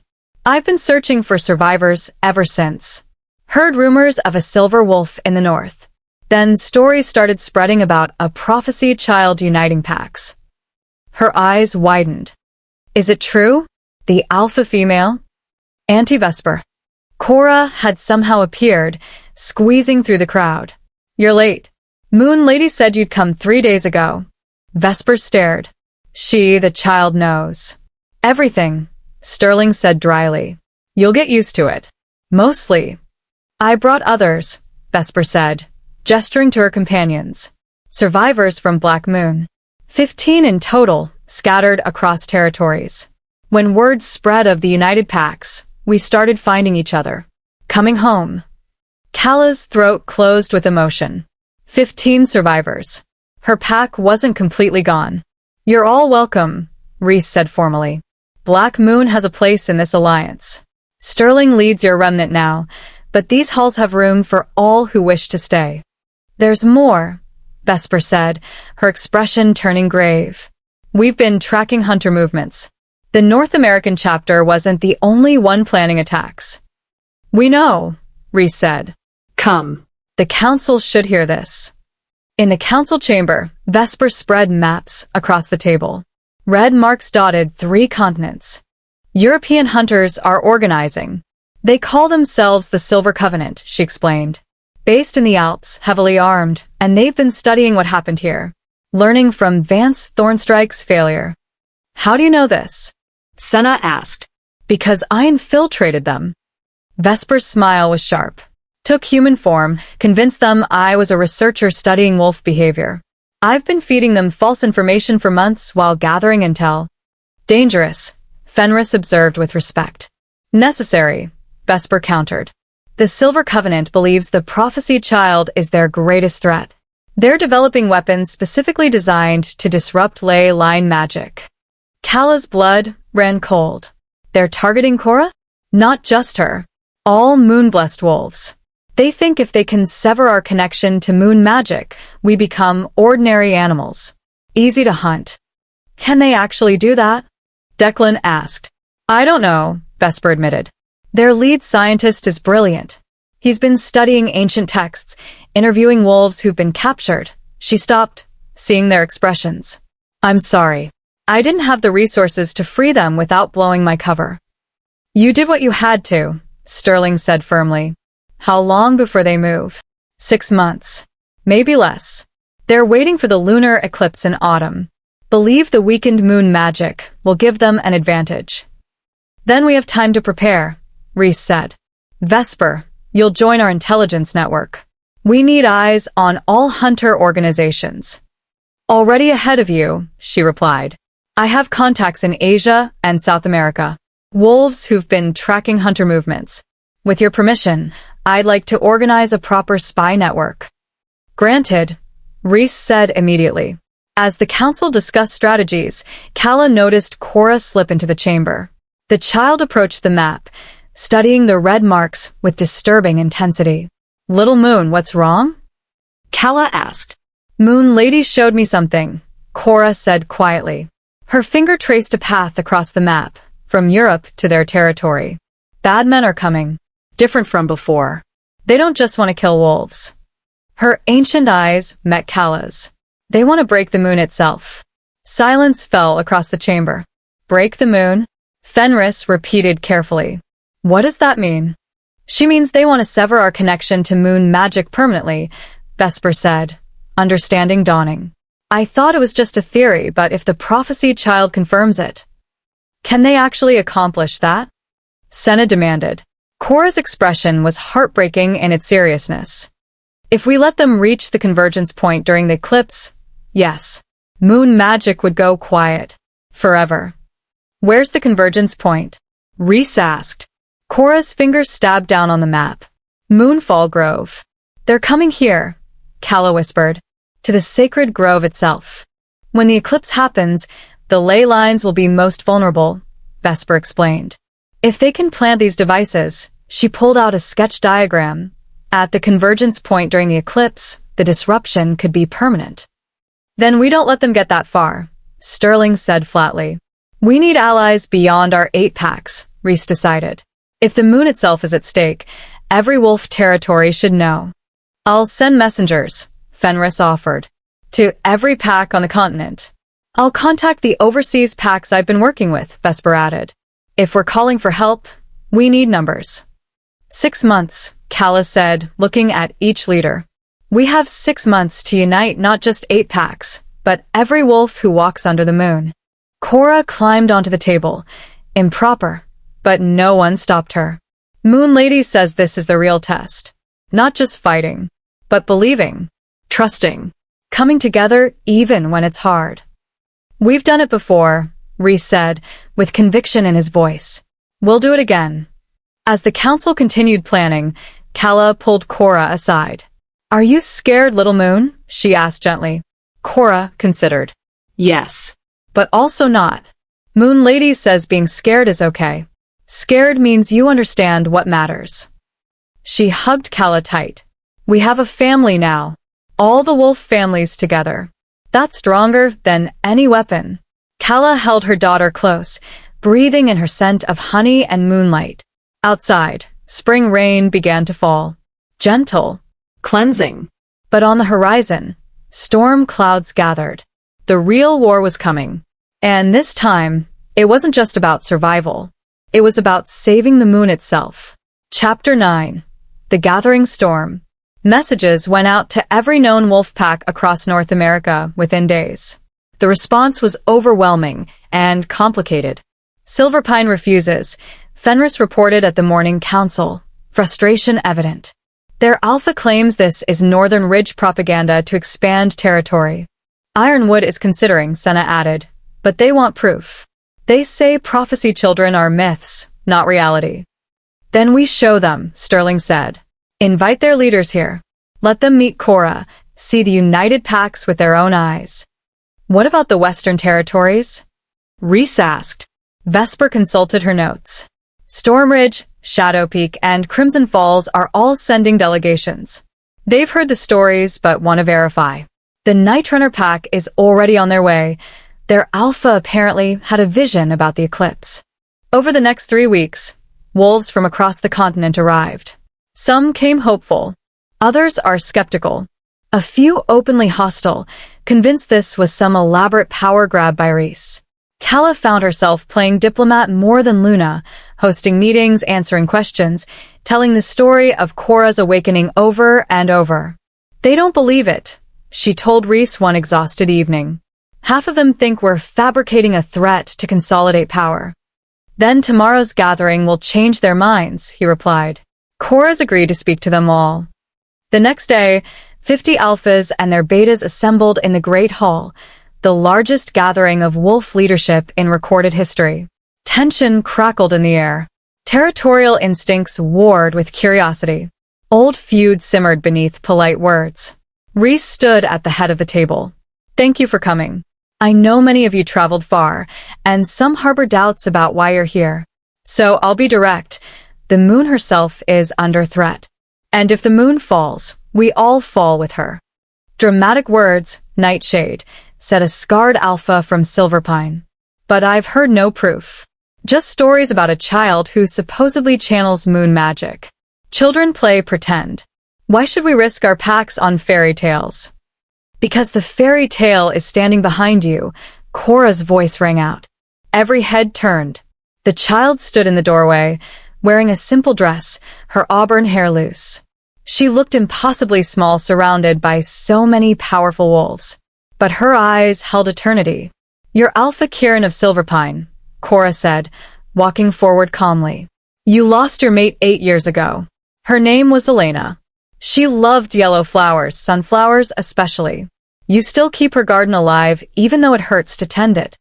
Kieran's face went white. How could you possibly? Moon Lady showed me. She shows me lots of things. Cora turned to another alpha. You're Alpha Thorn of Ironwood. You're worried about your son. He wants to leave the pack, find his own way.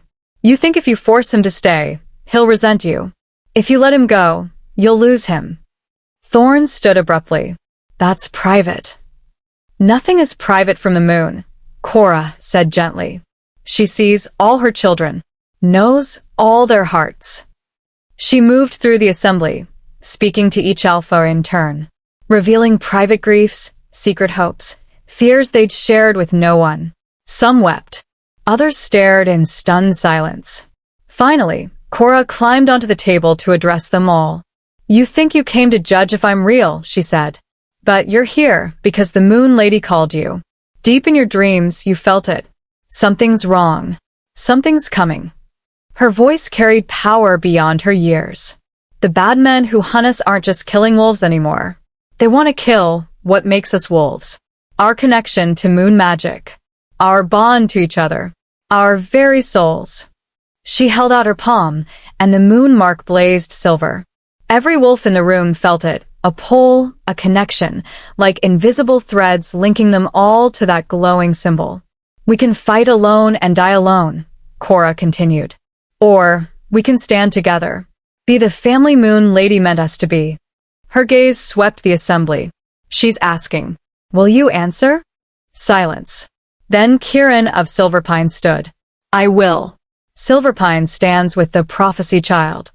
One by one, alphas rose. Ironwood stands with the prophecy child. Stormridge stands with the prophecy child. Crimson Falls stands with the prophecy child. Within minutes, Every alpha in the hall had pledged support. 50 packs. United by a 3-year-old's wisdom and the undeniable proof of moon magic flowing through her. Thank you, Cora said simply. Then she swayed, exhausted.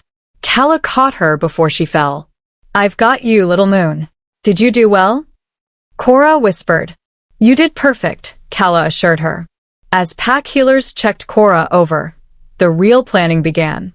50 packs meant over 1,000 warriors, but also 1,000 different leadership styles, territorial disputes, and old grudges to navigate. We need a unified command structure, declared Alpha Kasha of Nightrunner, a sharp-eyed woman with white blonde hair. 50 alphas all giving orders will be chaos. Agreed, Reese said. I propose a war council. 5 alphas with combat experience, making strategic decisions. Rest maintain their pack autonomy, but follow council direction during battle. Who decides which 5? Demanded a gruff alpha from Shadow Peak. Cora does, Sterling said. When protests erupted, he raised his voice. She's the prophecy child. The moon speaks through her. If we trust her enough to unite our packs, we trust her enough to choose who leads in war. Debate raged for hours, but eventually they agreed. The next morning, Cora stood before the assembled alphas. Moon Lady showed me who should lead, she announced. Not because you're the strongest or oldest, because your hearts understand what we're fighting for. She pointed to 5 wolves in turn. Reese Nightshade. You fight for your family. Sterling of Black Moon. You fight for those who have no one else. Kasha of Nightrunner. You fight for the future generations. Fenris of Iron Paw. You fight for the wild places that sustain us. And Vesper of Black Moon. You fight in the shadows, protecting those who'll never know your name. The chosen 5 stepped forward. No one argued. Cora's selections felt right in a way that transcended politics. We have 4 months until the eclipse, Vesper said. All business now. My contacts report the Silver Covenant is mobilizing. 2,000 hunters, equipped with the new disruption technology. 2,000, someone breathed. Against 1,000 of us, Kasha said. Better odds than last time at least. We're not just defending anymore, Reese said. We take the fight to them. Hit their supply lines, disrupt their organization. Make them afraid before they ever reach our territory. Guerrilla warfare, Sterling agreed. Small strike teams. Fast and precise. I'll coordinate intelligence, Vesper said. Track their movements, identify weak points.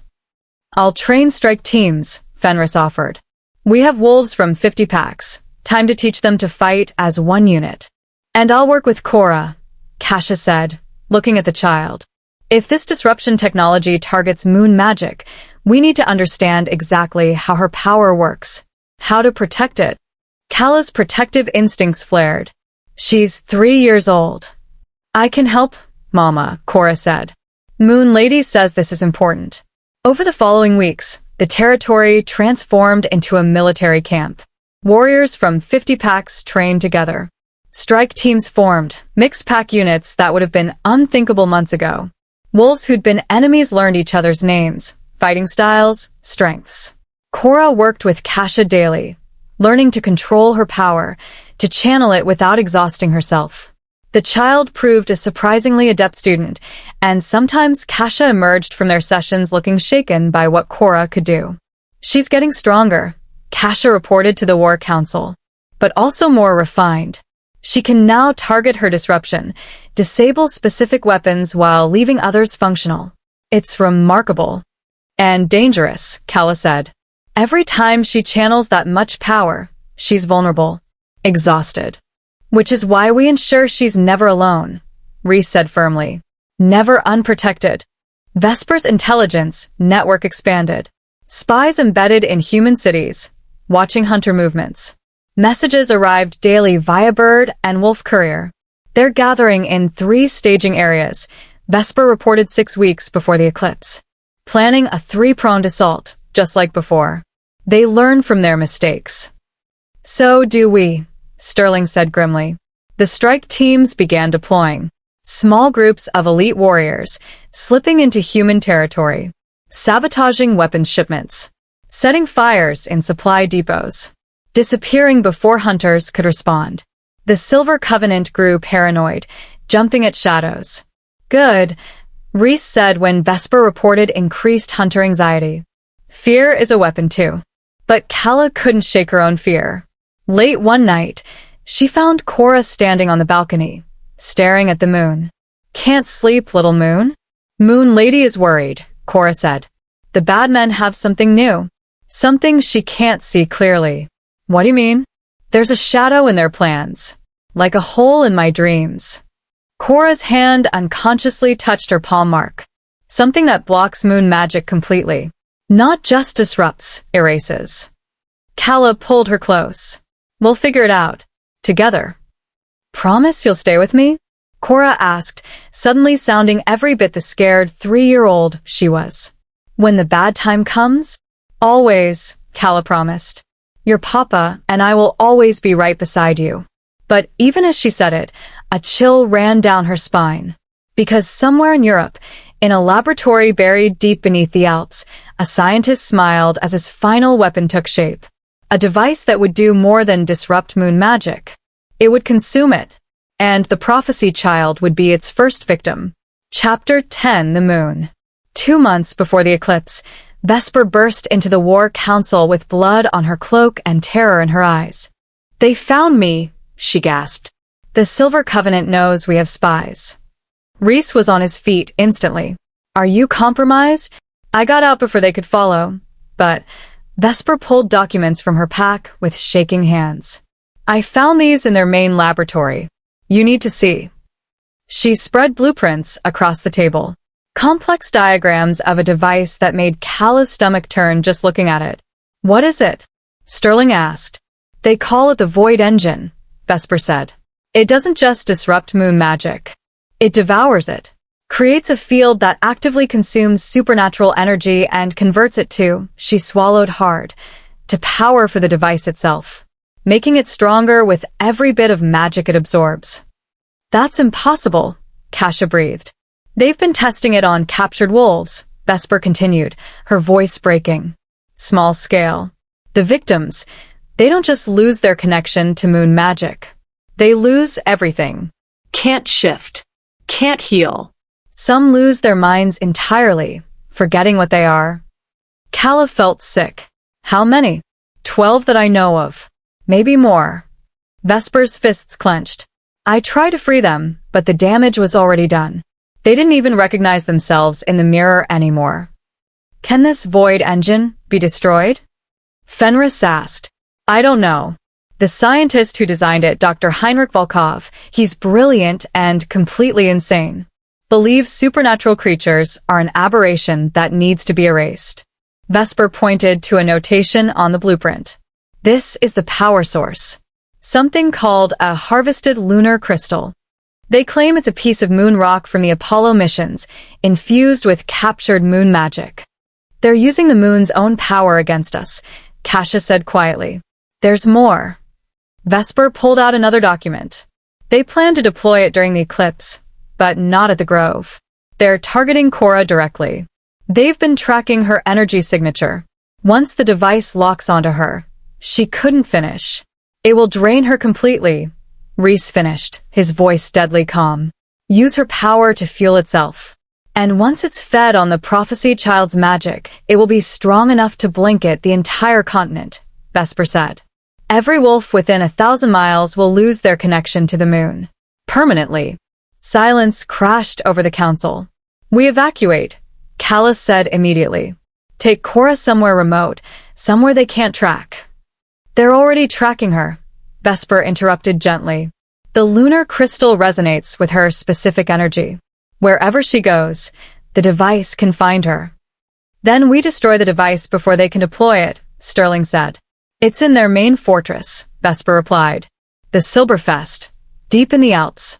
Surrounded by 2,000 hunters, defensive wards, and technology specifically designed to detect approaching wolves. An impossible target, Fenris muttered. Nothing is impossible, said a small voice. Everyone turned. Cora stood in the doorway, having somehow slipped past the guards. Little Moon, you shouldn't be here, Calla started. Yes, I should.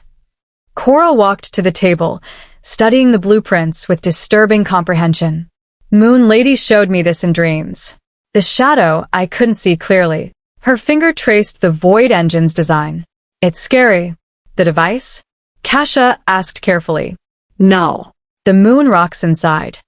Cora's ancient eyes met theirs. They took it from the moon's surface, trapped its magic, twisted it. It's been calling for help. That's what I've been feeling. If the device is powered by corrupted moon magic, Sterling said slowly, could you purify it? Convert it back. Maybe, Cora said. But I'd have to touch it. Be close to it. She looked at Calla. That's what Moon Lady is asking me to do. Absolutely not, Calla said flatly. You're 3 years old. We're not sending you into an enemy fortress. We might not have a choice, Reese said quietly. Through their bond, Calla felt his anguish, the alpha warring with the father. There's always a choice. Calla's voice rose. We've already asked too much of her. She's a child, not a weapon. I'm both, Mama, Cora said with heartbreaking calm. I know you wish I wasn't, but the Moon Lady made me this way for a reason. The prophecy child is meant to unite the packs, Kasha said carefully, but maybe also to heal what's been corrupted, to restore balance. By sacrificing herself?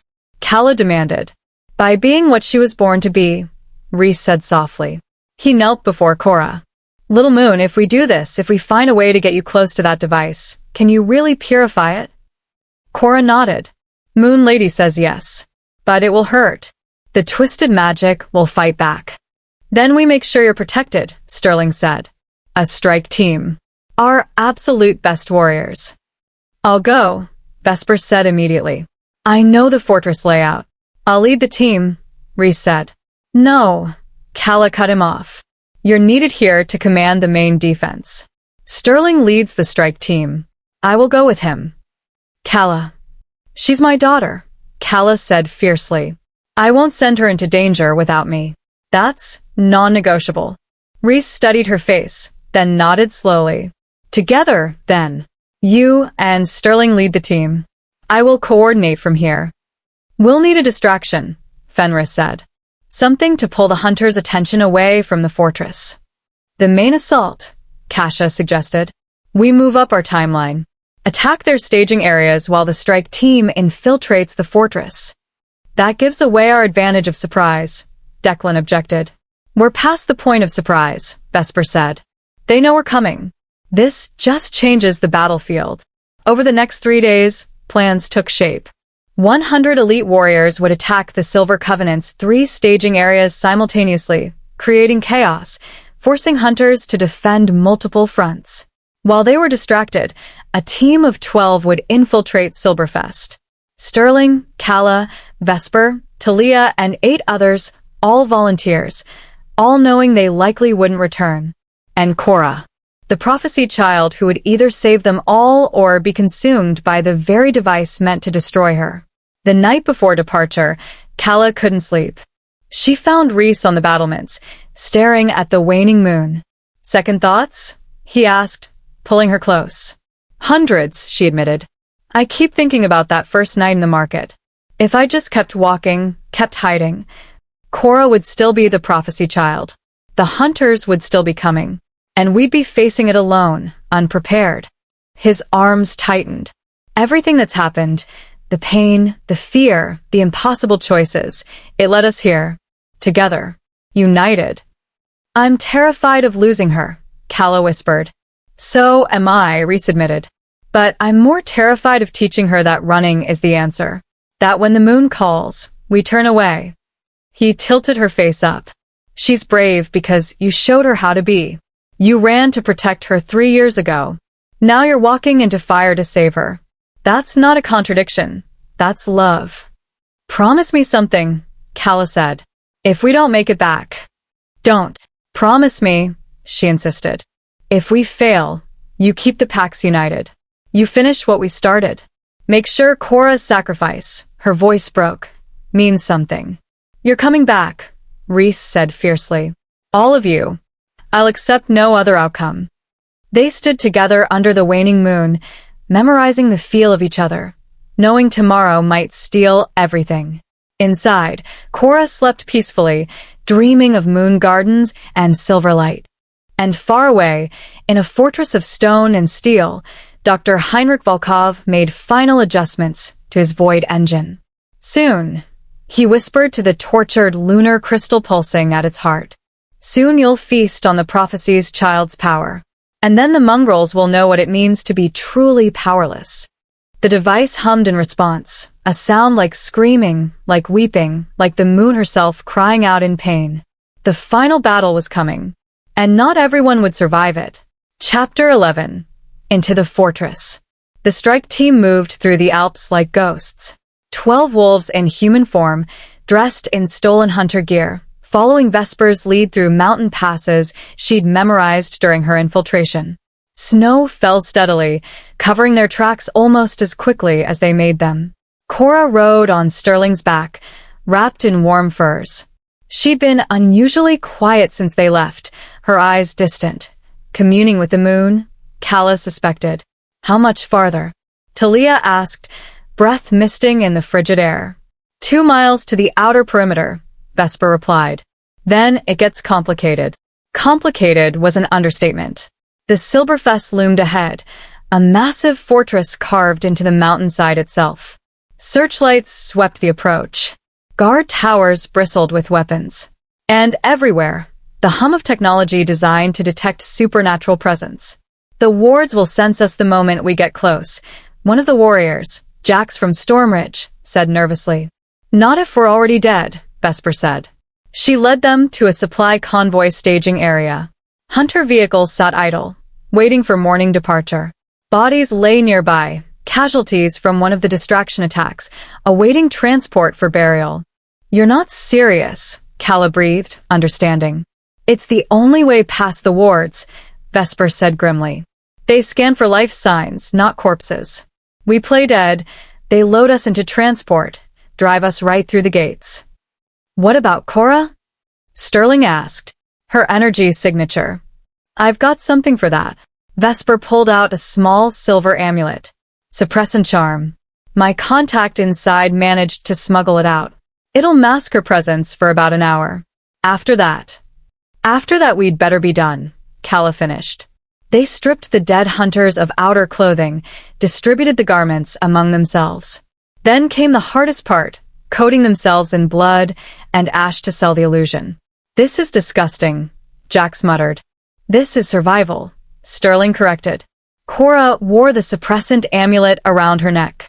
The moment it touched her skin, the air around her seemed to dim, as if someone had turned down a light.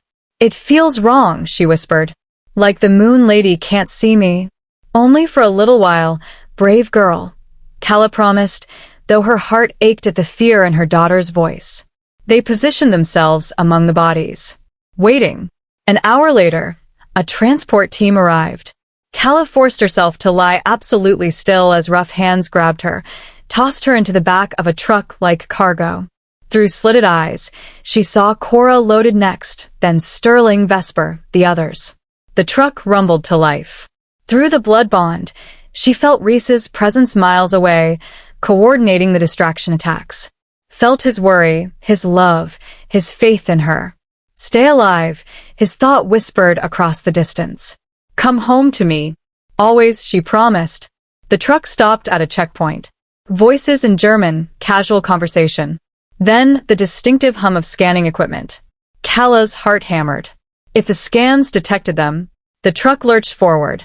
They were through. Phase 1 complete. Vesper breathed, barely audible. The truck drove deep into the fortress. Down, down, into mountain depths where stone swallowed sound and light grew scarce. When it finally stopped, they waited until the transport team left. Then I moved. "We have maybe 10 minutes before they realize these corpses are walking," Vesper said, pulling off the bloodied coat. "This way." She led them through maintenance corridors, past rooms filled with weapons, past cells where captured wolves stared with empty eyes, victims of the void engine's testing. "We can't leave them," Talia said. We free them on the way out, Sterling decided. First we stop the device. Deeper they went. The suppressant amulet's glow was fading. 5 minutes left, Vesper warned. They reached a massive steel door. Beyond it, they could hear the void engine, that terrible sound like screaming. Locked, Jack said, examining the mechanism. Electronic. Requires both keycards and he stopped. Fingerprint scanner.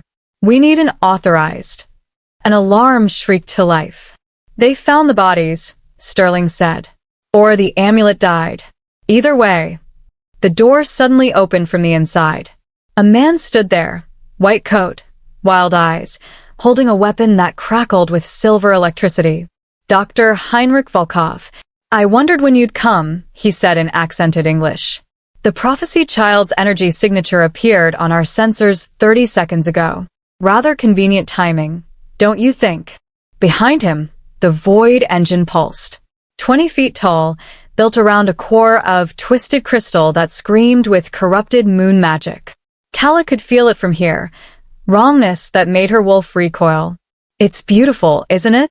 Volkov smiled. The moon's own power, perverted into a weapon against her children. Poetic. You're insane, Vesper spat. I'm visionary, he corrected. Humanity has cowered before supernatural creatures for millennia. No more. This device will level the field. Make us apex predators again. His eyes found Cora. And you, little abomination, will fuel its first true activation. Your power will cascade through every wolf on this continent. By dawn, you'll all be ordinary animals. Easy to hunt, easy to kill. You won't touch her, Calla snarled, shifting partially. Claws extending. Fangs dropping. I don't need to touch her. Volkov pressed a button. The void engine's hum intensified. The twisted crystal at its heart pulsed brighter. And Cora screamed. She collapsed, clutching her chest. The moon mark on her palm blazed black, spreading up her arm like poison. It's already feeding on her, Volkov explained cheerfully. The device locks onto the strongest moon-blessed signature within range, which is, conveniently, your daughter. In approximately 3 minutes, it will have consumed enough of her power to achieve critical mass. Then he spread his hands. Cascade activation. Every wolf loses their connection. Permanently. Stop it. Calla lunged for him. He fired the silver weapon. Electricity arced, catching her mid-leap. Pain exploded through her body and she crashed to the floor, convulsing. Sterling and Talia attacked simultaneously. But more hunters poured through side doors, dozens of them weapons raised. The strike team fought desperately. But they were outnumbered, outgunned, and the void engine was draining them with every passing second. Calla could feel it, her connection to moon magic weakening, like a thread being slowly severed. Cora lay on the floor, eyes rolled back, the black spreading across her skin like rot. 2 minutes, Volkov announced. Through the blood bond, Calla felt Reese's horror. He knew something was wrong.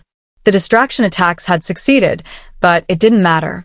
The strike team was failing. They were going to die here. Cora was going to die here. And the moon's children would be left defenseless. Then Cora's eyes snapped open. Not brown. Not amber. Pure silver. You wanted moon magic? Her voice carried harmonics that shook the chamber. Let me show you what it really is. She stood, and the black on her skin began to recede. Not disappearing, transforming. Converting to silver that blazed like starlight. Impossible, Volkov breathed. She's reversing the drain. I'm not feeding your machine, Cora said. I'm healing it. She walked toward the void engine. Hunters tried to stop her, but couldn't move, frozen by power beyond comprehension. Cora placed both hands on the twisted lunar crystal. The device screamed. You took moon rock and corrupted it, Cora said. Trapped it. Hurt it. Made it forget what it was. Silver light poured from her hands into the crystal. But I remember. And I'm showing it on the way home. The crystal began to change. Black corruption burning away, revealing pure, white light beneath. The void engine shuddered, components failing as the power source transformed from weapon to beacon. Stop her. Volkov shrieked, firing his weapon at Cora. Sterling intercepted, taking the blast meant for her. He fell convulsing. Uncle. Cora's concentration wavered. The transformation paused, only halfway complete. Finish it, Sterling gasped. I'm fine, finish it. But he wasn't fine. Calla could see the silver burns spreading across his skin and could smell death approaching. Cora, she called out. Listen to me. You can do this. Moon Lady chose you because you're strong enough. Finish what you started.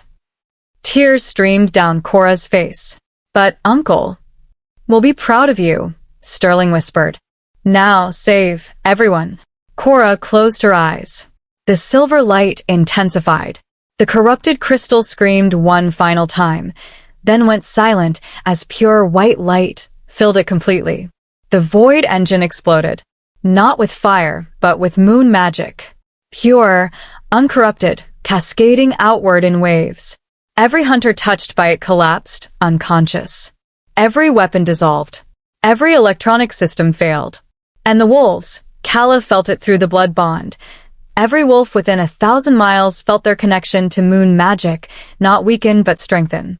The cascade Volkov had planned to destroy them instead empowered them.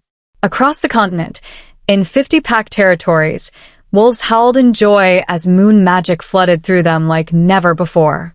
The prophecy child had done more than stop a weapon. She'd healed a wound in magic itself. But Cora collapsed, utterly drained. And Sterling lay dying, silver burns too severe even for wolf healing. Brother, Calla sobbed, cradling his head. Worth it, he whispered, smiling. Tell everyone the Black Moon Pack died protecting the prophecy child. That's a good ending. You're not dying, she insisted. Cora, help him. But Cora was unconscious, barely breathing. She'd given everything. Through the blood bond, Calla felt Reese racing toward them. Felt the other alphas converging. But they were miles away. Too far. Sterling's eyes found hers. You survived, little sister. That's all. I never wanted to. His hand found hers. Take care of our family. He stopped breathing. And Calla's howl of grief shook the fortress to its foundations. Chapter 12, Moonrise. The fortress fell within hours. With the void engine destroyed and its power cascading moon magic instead of consuming it, the Silver Covenant's resistance crumbled. Hunters fled or surrendered. Dr. Volkov was found catatonic, his mind broken by exposure to pure moon magic. But victory tasted like ashes in Calla's mouth. She carried Cora out of the fortress, while Talia and Jax carried Sterling's body. The remaining strike team freed the imprisoned wolves, 12 souls damaged by the void engine's testing, their minds and magic shattered. We'll care for them, Vesper promised quietly. Find a way to heal them, if healing is possible. Reese met them at the mountain pass. He took one look at Calla's face and knew. Sterling, he said, not a question. Calla couldn't speak, just nodded. Reese took Cora from her arms while Calla collapsed against him, 3 years of running and fighting and fear finally breaking through. She sobbed into his chest, grieving not just Sterling but everything they'd lost along the way. The brother who'd protected her. The first child who'd never breathed. The years stolen by fear. The innocence Cora would never have. I've got you, Reese whispered, holding them both, mate and daughter. I've got you both. Cora stirred, opening exhausted eyes. Uncle. He's gone, little moon, Calla managed. He gave everything to protect you. I know, Cora whispered. Moon Lady showed me. He's with her now. With all the brave wolves who came before. Tears slipped down her small face. He said to tell you, he loves you. And that Black Moon Pack died protecting the family. That's how it should be. They burned Sterling's body that night in a traditional wolf ceremony. 50 alphas attended, along with 1,000 warriors. Each held tribute to the fallen hero. Calla spoke last, her voice raw. My brother survived a massacre that should have killed him. Spent years searching for his lost sister. Found her when it mattered most. She looked at Cora. And gave his life, so the prophecy child could heal what was broken. Sterling of Black Moon, Alpha, brother, uncle. The moon has called him home. The assembled wolves howled until the mountains echoed with their grief and pride. Cora placed a flower on the funeral pyre. Thank you, uncle, for finding us, for protecting us, for remembering that lost wolves can always come home. As flames consumed Sterling's body, the moon, 3 days past eclipse, shone brighter than Calla had ever seen it, almost as if the moon herself was welcoming a hero. The journey back to Northern Ridge territory took 5 days. The 12 wolves damaged by void engine testing came with them. Some could still shift, but painfully imperfectly. Others had forgotten how entirely. All bore the haunted look of those who'd touched something that shouldn't exist. We'll find a way to heal them, Calla promised, working with Cora daily. The cascade of moon magic you released, it's still resonating through the ley lines. Maybe we can channel it, repair what was broken. Will it work? Calla asked. I don't know, Calla admitted. But the prophecy child awakened for a reason. Maybe this is part of it, not just uniting packs, but healing those the hunters damaged. Over weeks, with Cora's help and the enhanced moon magic flowing through the world, the 12 began to heal. Slowly, incompletely, but healing nonetheless. The Silver Covenant never recovered. With their fortress destroyed, their leader insane, and their ultimate weapon turned against them, the remaining hunters scattered. Some fled to remote regions. Others gave up the fight entirely. Vesper's spy network reported similar collapses across Europe and Asia. News of what happened in the Alps spread fast. The prophecy child who'd converted a weapon of destruction into a beacon of healing. Hunters lost their taste for a war they couldn't win. It's not over forever, Vesper cautioned at a council meeting. Fear and hatred don't die easily. In a generation, maybe 2, they'll organize again. Then in a generation, we'll be ready, Reese replied. Stronger. United. Thanks to what Cora started. 6 months after the fortress, the United Packs held their first true unity celebration. Not in mourning or preparation for war, but in joy. The council hall had been expanded to accommodate representatives from all 50 packs. What had started as 8 territories desperate to survive had grown into a true alliance spanning the continent. We've accomplished something unprecedented, Fenris addressed the assembly. Not just surviving a threat, but transforming how we exist. Our children are growing up knowing wolves from different packs as family, not enemies. Trade routes connect territories that were isolated for centuries, Senna added. Knowledge is being shared. Technology adapted. We're stronger together than we ever were apart. All because a 3-year-old told us we'd forgotten how to be family, Calla said with a smile. Cora, now 4 years old, sat between her parents, looking embarrassed by the attention. She'd grown taller, her auburn hair longer, but her eyes still held that ancient wisdom. Though lately, Calla had noticed, she also held more of a child's mischief. More laughter. More normalcy. The prophecy said the alpha female would rise when wolves forgot their way. Talia spoke. But maybe the real prophecy was that she'd help us remember. Not through force or dominance, but through love. That night, under a full moon, wolves from 50 packs celebrated together. Calla stood with Reese on the balcony, watching the joy below. Young wolves dancing. Elders sharing stories.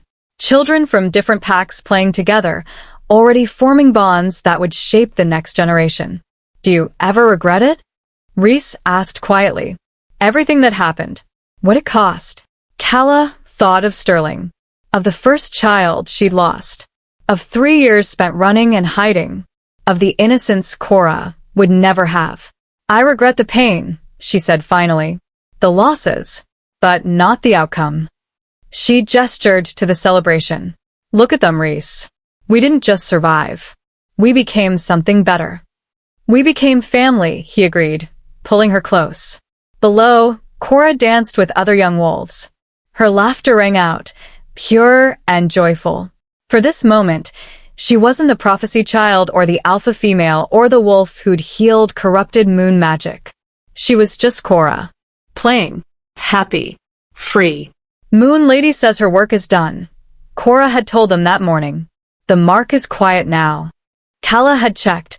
The moon mark on Cora's palm was pure silver, no trace of black. Does that mean no more prophecies? Calla had asked hopefully. Cora had smiled mysteriously. For now. She says we earn peace. Time to be family without worrying about saving the world. How long is for now? Long enough, Mama. Long enough. As the celebration continued into the night, Calla allowed herself to believe it. They'd faced impossible odds and survived. United wolves who'd been enemies. Healed what hunters had corrupted. Saved the moon itself. They'd earned their peace. In the distance, a lone wolf howled, not in warning or mourning, but in pure joy.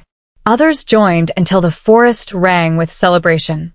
The prophecy was fulfilled. The packs united. The whole family. Above, the moon shone bright, blessing her children with silver light. And in the depths of that light, if one looked carefully, a constellation seemed to shift, forming the shape of a wolf with a scarred face and proud bearing. Sterling, watching over his sister and niece. Finally at peace. Calla raised her face to the moon and howled. For her brother, for her family, for all the wolves who'd fought and died to bring them here. Reese joined her howl. Then Cora. Then every wolf in the territory. 1,000 voices rising as one. Not in grief or fear, but in triumph. They had remembered their way home. And the moon, eternal, patient, wise, smiled down on her children and knew her work was complete. For now. But in distant lands, in forgotten places, old powers stirred. Ancient threats that predated wolves and hunters both. Creatures that had slept through centuries, waiting for moon magic to shine bright enough to wake them. The prophecy child had healed one wound, but the world held many wounds, many shadows, many battles yet to come. Cora's mark remained silver tonight. But someday, not today, not tomorrow, but someday it would darken again. And when it did, the united packs would be ready. Because they weren't 50 separate territories anymore. They were family, and the family stood together. Always. The end. Thank you for howling along with this journey, moonlit souls. If this story moved you, type lunar in the comments and tell me your favorite moment. Was it Calla's desperate flight? Malachi's redemption? Sterling's sacrifice? Cora's impossible wisdom? Don't forget to like, subscribe, and hit that notification bell for more twisted tales of fated mates, hidden powers, and the wolves who defy destiny. Until next time, may the moon light your path and your pack always find their way home. This has been Wolf Heart Tales. Stay wild, stay united, and remember, even lost wolves can come home.